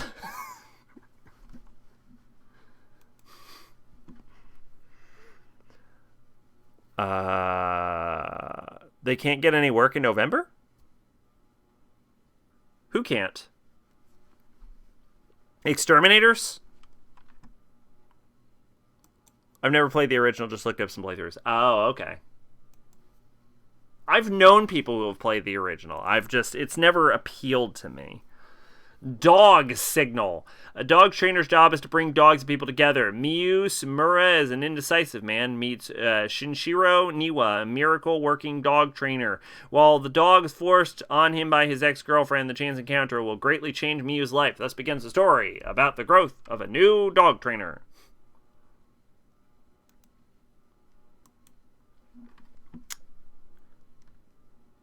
Oh, Studio Nut, no, not November. Okay, I get you. I gotcha. Luckily, they got their anime out before November. This is Kawagoe Boy Sing. This is an original anime by Studio EVG, which, to be clear, I've never heard of. They have made this. Holy shit. And they are directed by... No, that's not the director. The director is Atsushi Matsumoto, who I might have heard of? Yeah, I have heard of this person. Oh, they directed Persona Trinity Soul. And the movie, that's different depending on what order you watch it in. I knew I had heard of them. Let's Kizuna no Allele Season 2. This is the second season of Kizuna no Allele, which is the Kizuna Ai anime. It is the Kizuna Ai VTuber anime. This is Bikurimen. We're almost to the end. We've gotten to the cute animal portion of it. The story is set in a world where the value of Bikurimon stickers are so high that they've been transported in cash transport vehicle. There was also a famous robbery case a year ago called 300 million Bikurimon sticker case. One day, a high school delivery part-timer named Yamato gets involved in a battle over stickers between two competing convenience stores.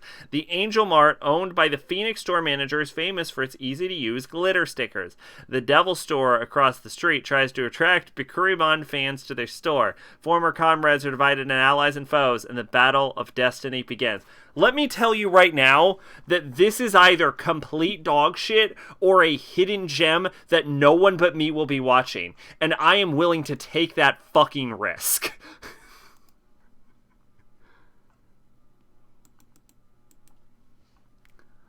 Alright, this is Matsuinu, which I believe is a spin-off of Umatsu-san. Umatsu-san. Okay, it's about their dog, I guess. That's fun. This is Ochibi-san. Oh, thank God, we're almost done. Holy shit, we're almost done. Oh God, we've been doing... How long have we been streaming?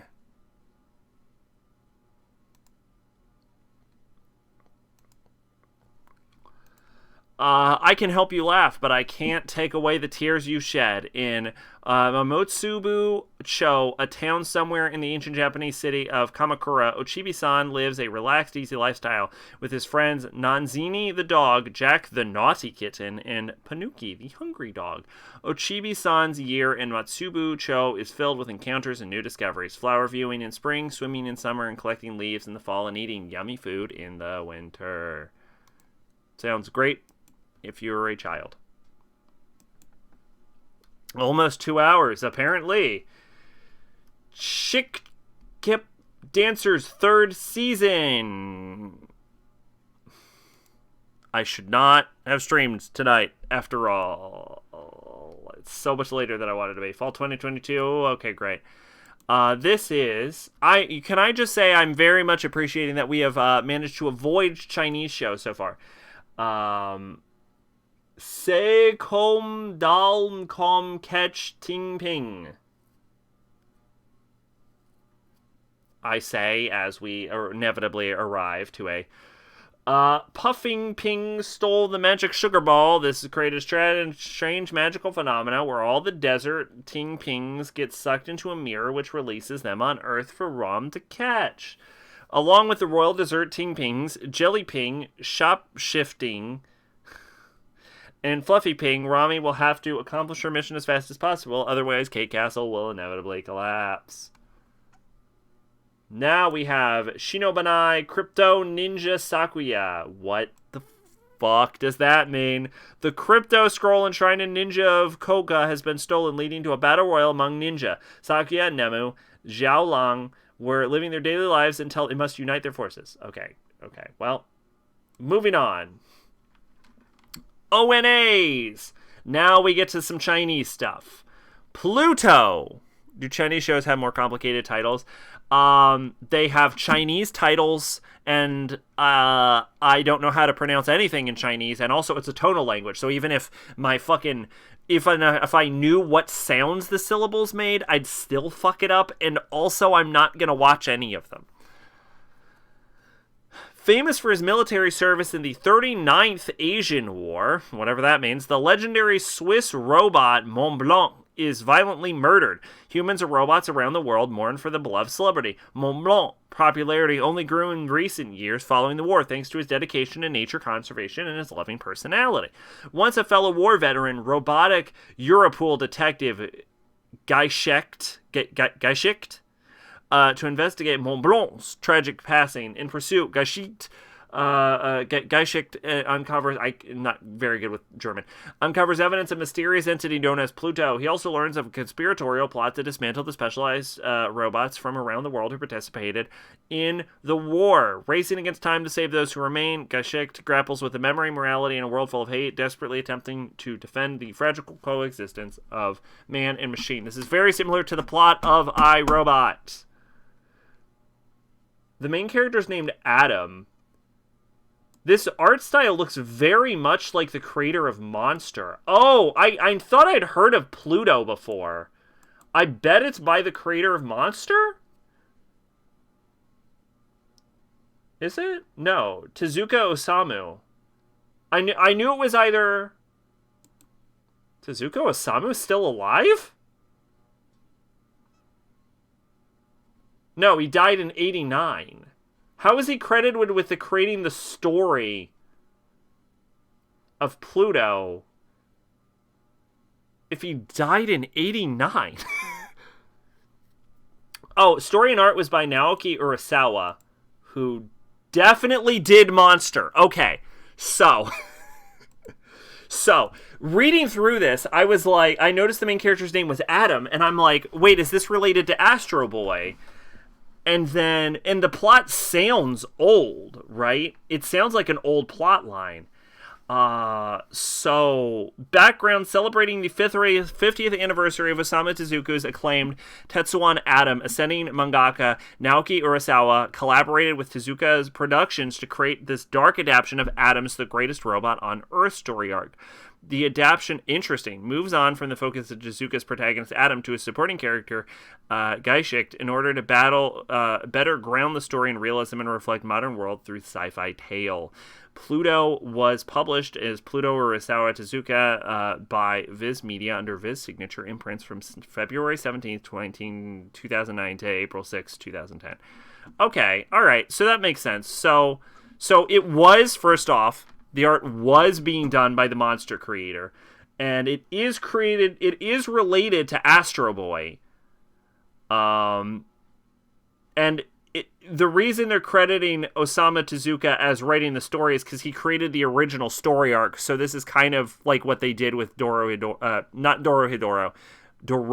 is what they did with Dororo, where they kind of like redid it like fucking 80 years down the line. 50 years down the line. I guess it was 50 years. It does sound like a good plot, but I'm gonna be honest, I'm a little reluctant just because the creator of Monster is, like, not a good writer. He's kind of terrible. And also, it's 8 episodes, and each episode is an hour, so no thank you. Holy fuck. Shangguan Sifu which is a sequel to something that came out in 2021, so I've already read it. Excuse me. Goodnight World. In the online game Planet, there is a powerful team of 4 players. The team goes by the name the Akabane family, and its members are a pseudo-family that only exists in the game. Although they aren't aware of it, these 4 players are actually a Froken family in real life. A shut-in older brother, a high-achieving younger brother, a father who is not respected by his own children, a mother who neglects her own household. They do not know the warmth of family. They do not know that the warmth of their online family is only a passing feeling, and most of all, they don't know they're a real family. Centered on the deeds of the Akabane family in the online game Planet, the story features battles against monsters, clashes with other guilds, and machinations surrounding Blackbird, the final objective of the game. The tale takes a major turn as it entangles the real world and this family. It sounds like it could be good, or it sounds like it could be very bad, depending on who's the helm. This is directed by Katsuyo Kikichi and is written by Michiko Yokute. So let's see if these two have anything to note. Anything that really razzle-dazzles me.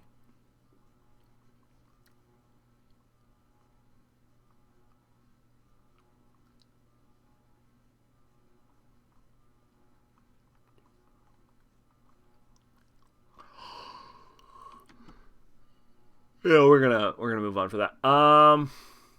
What is this man directed?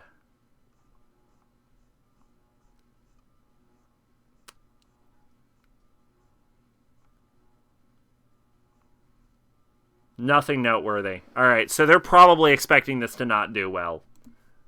That's probably why it's an ONA. They're probably because this is a lot of weight. Like this is a story that could work if you're really good. And also, it would be terrible if you're not that good, you know? So, I'm not seeing a rookie being able to pull that off. Akuma-kun, ONA. Let's see. When Mr. Sato, a company employee at the world's largest electronics company, is called upon by his boss to tutor his only son in exchange for a high-ranking position with the organization, things couldn't have been peachier. At least that's what he thought. Little did he know that his student, Ichiro Matsushita, a young boy with the mind of a genius and a terrifying hidden agenda. It doesn't take long for Sato to realize that he is the second home tutor as many weeks that have been sent to teach the little boy. What's even more unnerving is that the previous tutor's whereabouts appear to be a mystery. The little boy's true identity is revealed when he puts Sato under a curse, turning him into a lizard man and making him one of his servants. Little Ichiro Matsushita is none other than Akuma-kun, a boy genius and master of black magic. His goal to open a portal between hell and earth, summon forth hell's most powerful demons, and enlist their help in taking over the world. This is a very interesting art style. I want to know who made it, because it looks like the Oh, that is so completely different than what I would have expected. Oh, the art style looks more like that, like, one manga about, like, the little yokai boy, but then when you go over here, that is fucking nothing I have seen before.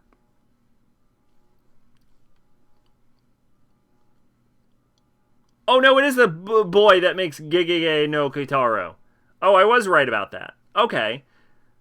I'm assuming it's probably, like, his later art style then, or something. Here it is, that Onimusha anime. Onimusha, the ambitious series will focus on Miyamoto Musashi, who is modeled after Toshihiro Mifune, the Japanese film icon known around the globe. I feel like I should know who that is, but I actually don't. This is the beginning of an intense series full of realistic action in which Musashi's blade slices through evil as he traverses a land plagued by poverty. Ah, yes, Miyamoto Musashi, famous hero character. Gundam Build Metaverse.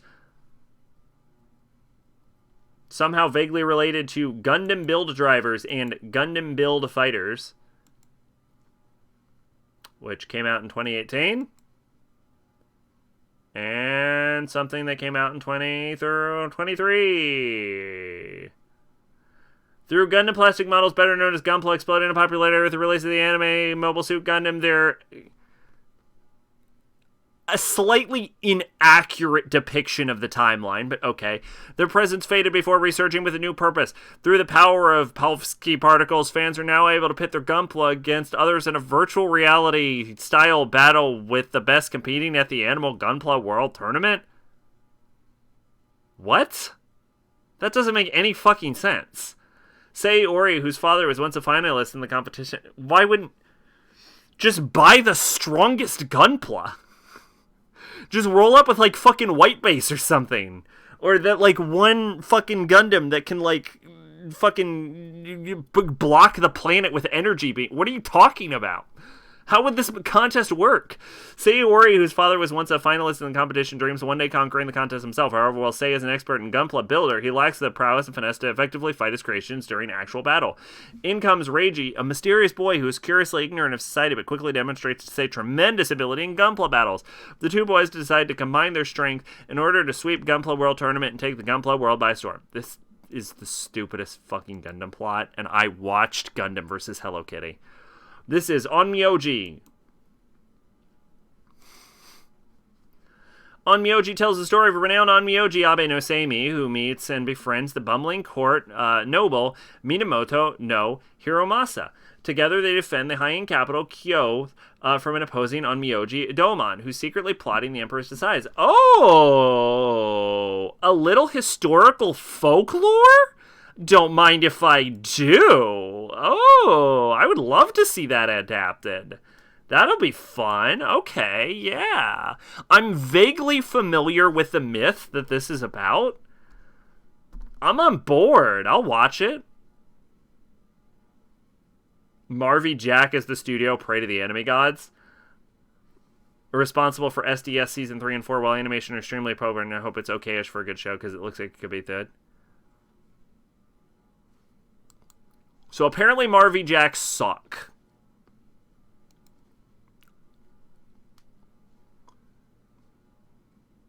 They did Hellsing Ultimate, this says. Hellsing Ultimate looks fucking fantastic. Oh no, Madhouse did Hellsing Ultimate. Oh, they did Nanatsu no Taizai. Oh. Oh, shit. I see the worry now. Ensemble stars, Suioku Selection Crossroad. New Ensemble Stars web animated series based on the game Crossroad. Yu Yao second season.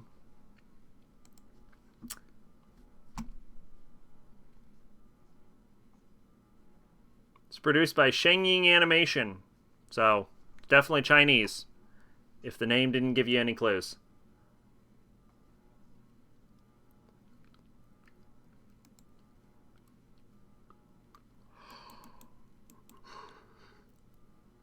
This is Boozing Si Yuan Ki. Blader Soul.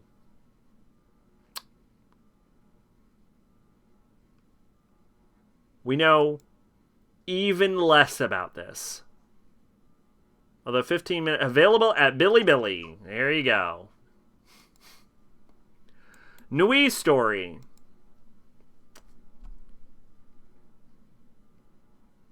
Studio is Piso. That told me nothing.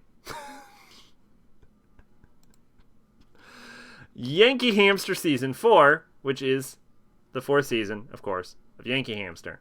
Season 3 of Yankee Hamster came out in the wee long ago times of 2022, which means I've already read the plot of it, so we're moving on. O&As, we have That Time I Was Reincarnated as a Slime, Coleus's Dream, or Tensei Shitara Slime Dataken, Coleus no Yume. The story takes place between the first and second season, where Rimuru confronts the swirling conspiracies in the Coleus Kingdom. I'm gonna watch it. We know I'm gonna watch it. I'll fucking watch it, and I'll be like, hey, I watched a fucking slime thing. We got Vampire Lady and some pink person who's pink. Oh yeah, we got some fucking yaoi. We got Shonen Ai, baby. Boys love. We got Masked Danshiwa Koshita Kuni no Ni. The famous cheerful guy Saikawa had tried to rip off the gloomy kid Sayama's mask after that day he'd captured Saikawa's attention, and Saikawa had volunteered to teach him for the upcoming examination, but with one condition. Saikawa can do whatever he wants with what is hiding under Sayama's mask. He hates it when people touch his bare face, lips, and inside his mouth, but he cannot say anything when Saikawa touches them. When the combination between Saikawa's harassment and awkward mask boy's behavior, this manga will be packed with sexual tension between the two. Oh yes.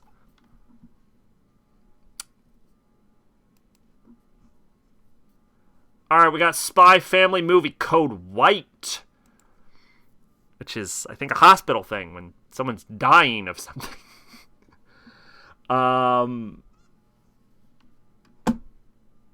I mean, I'll probably watch it. I don't know if this is canon. I might not watch it if it's not canon. We'll see how much I love Spy Family. Yes! Fuck yeah. Oh yeah, we made it to the movies, by the way. Fuck yeah. Oh god, I'm choking on my own spit.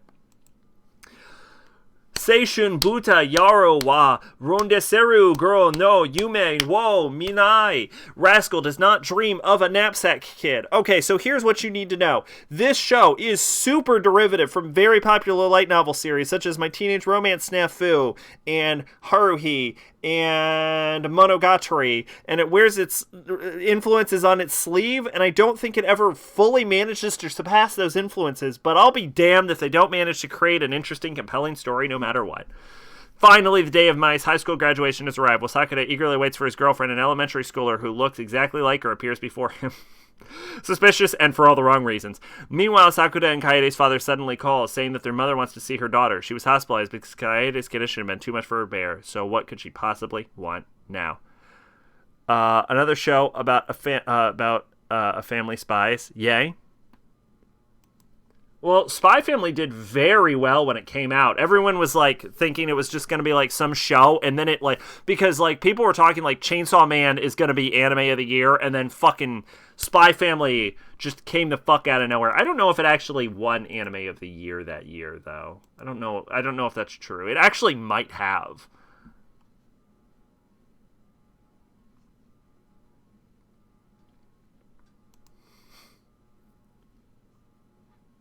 Like, it came out, and it came out of nowhere and just blew the fuck up. It probably didn't at an 8.59. Someone else probably passed it. But it wasn't Chainsaw Man, which everyone was saying was going to be. And Family of Spies. They're not actually a family of spies. Only one of them is an actual spy. Lloyd is a spy. The mom is actually an assassin, and the daughter is telepathic. But so basically, the dad's a spy who needed to create a cover family, working for his kingdom, and the mom is actually an assassin for the other kingdom who also needed a cover family. And in order to complete his mission, he also needed to get a kid, so they just adopted a kid who managed to get into the family by using her telepathic powers to just say all the right things. So that's the basic idea of Spy Family. So really only one of them is a spy. The title reminds me of Spy Kids and the X's. Yeah, it does have a very like Spy Kids-esque vibe to the title, which, fun fact about Spy Kids, is the only kids movie with a rated R spinoff, which is because it's been confirmed that Machete and Machete Kills are in the same universe as Spy Kids, because who is it? Danny Trejo, right? Plays the uncle named Machete in both movies. So fun fact there. But yeah, it's a very Spy Kids sounding title, but the plot's very different. I think it's like World War II or something, right? Or like Cold War, because I think it's about like the Berlin Wall or some shit like that. I haven't seen it. I don't know the details. I marked this, right? Because there's no way I'm not watching a fucking new Rascal thing. Okay. This is like on site. If this is canon, this is on fucking site. Otome game no Himetsu flag shikanai akuyaku reijo ni tensai shite shimata movie. Is this canon? What is this? Thank you. Is this a sequel, spin-off, or an original?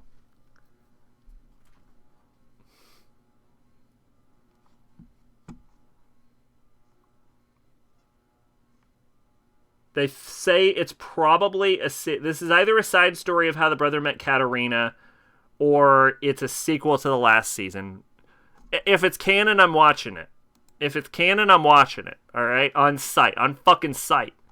How many shows have ripped this off in this season alone?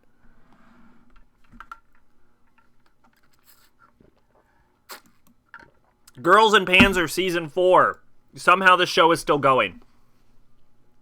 Sorry, part 4. Part 3 came out in 2021, which means I've read the description, so we're moving on to Komada Joriyosho Yokuso. Komodo, a whiskey family. This is about making whiskey. Fun fact, I hate whiskey. Yo, Saori Hayami, I couldn't list her voice off the top of my head. This woman is getting work this season. Oh, she's Yor Forger. She's Maria. Okay, I've definitely heard her voice then. But she is getting work this season. She is like, she is in every fucking anime that we have passed.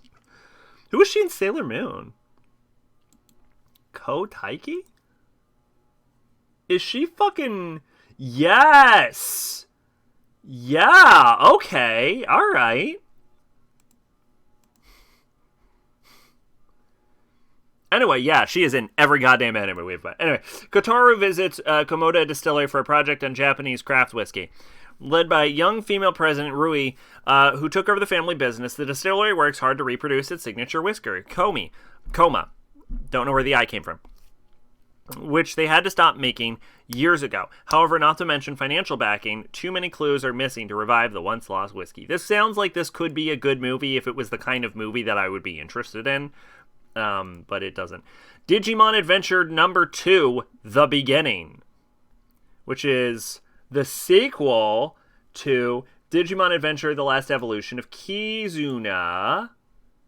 So, I'm not gonna watch this, but I'm going to give John... I'm going to at John that movie exists. Because he probably wants to know that movie exists.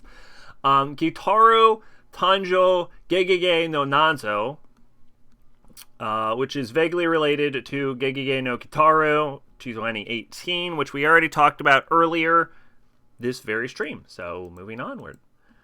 Now we have... Yanera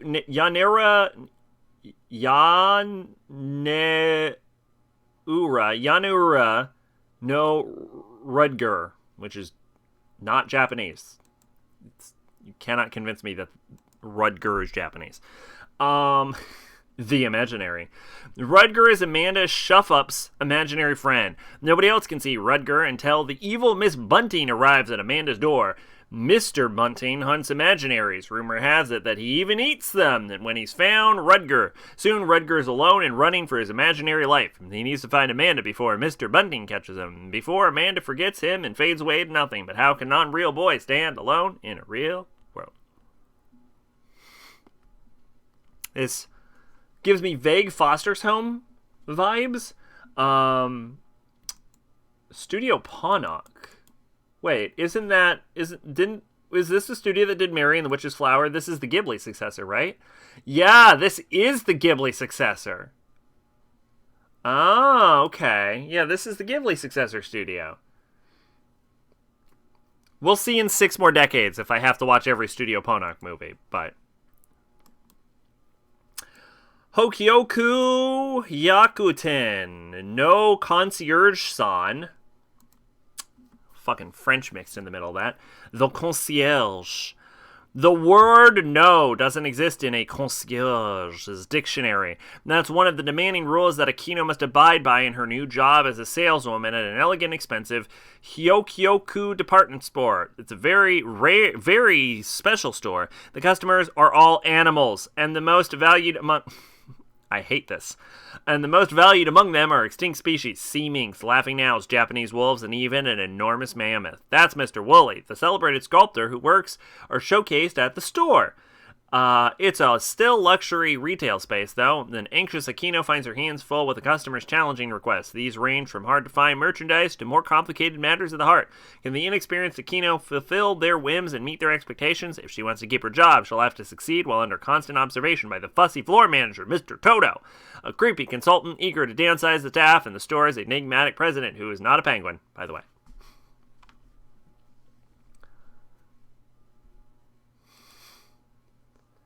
We have Hinotori Ida no Hana, which that title sounds very familiar to me for some reason. Movie version of Hinotori Ida no Sora with an alternate ending. Why does that sound so fucking familiar? Phoenix Eden 17. Came out in 2023.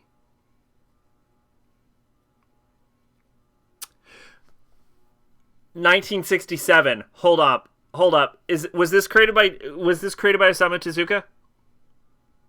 Yes, it fucking was. I knew it. I knew that sounded familiar to me. Pole Princess the movie. I am shocked Pole Princess got a theatrical release, but good for you, Pole Princess. Sounds like a Hawaii movie?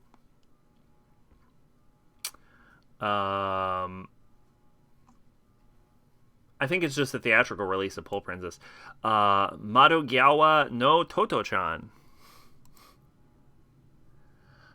This engaging series of childhood recollections tells about an ideal school in Tokyo during World War II. Yeah. That sounds like I would have fucking recollection. World War II school in Japan has to be a goddamn nightmare that combined learning with fun, freedom, and love. What? This unusual school had an old railroad cars for classrooms, and it was run by an extraordinary man and founder, headmaster Sosaku Kobayashi, who was a firm believer in freedom of expression and activity. What the fuck are you talking about?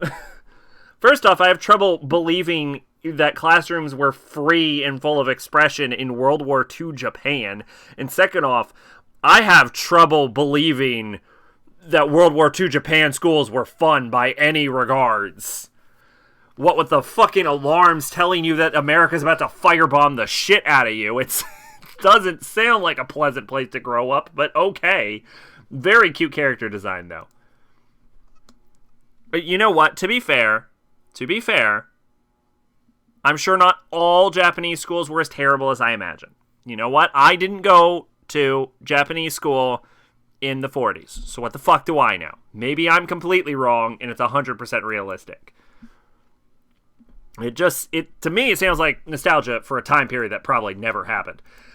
This is Kokaku Kitotai, SAC 2045, Saigo no Ningen.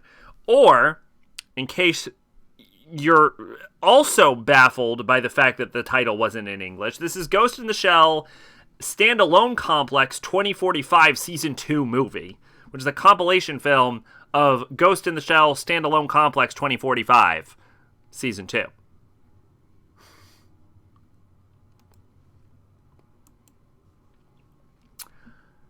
And next up, we've got Sumiko Garashi Movie 3, Tsugihagi Kojo no Fushigi Nako, which is, of course, the sequel to Sumikoko Garashi Movie 2, which came out in 2021, so I don't need to read it. And the theme song is performed by a band called Perfume, which I'm mostly just clicking on because I noticed that their name was Perfume. They're a popular techno-pop trio with music produced by Yatsutaka Nakata of Capsule. I think I've heard of Capsule, actually. I don't know the details, though. Finally, the final anime. Jashin-chan Dropkick, Sakimetsu Han, or Dropkick on My Devil, End of the Century Edition. This show always just seemed mean-spirited, so I never wanted to watch it. Objects falling from space have been reduced to Jinbocho to ruins. Jashin-chan, guided by the stars, heads south to defeat Yurine Hanazono, the ruler of this violent town. When she arrives in Takamori at the foot of a beautiful Aso mountain range, she finds ...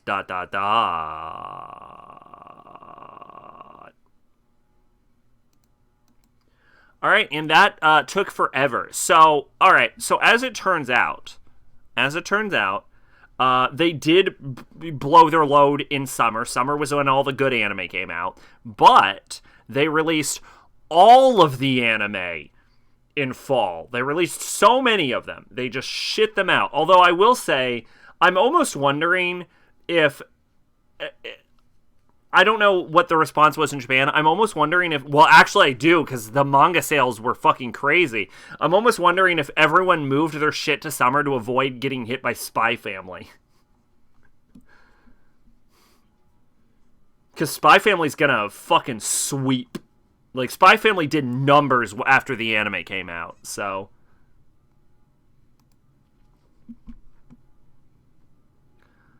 Alright, so let's see what we got. Spy Family Season 2, but I didn't add it. Eminence, that's 2. Dr. Stone, we'll say 3, just for Fran. 4, we'll give Tokyo Revengers a 5. 6, 7, 8, 9. We'll say 10. 11. 12, 13,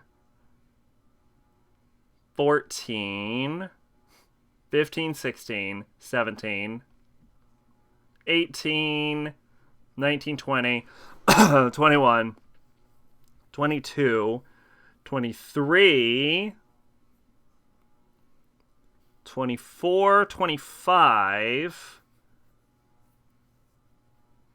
26, 27, 28, 29, 30, 31, 32, 32 seasonal anime that actually look pretty good.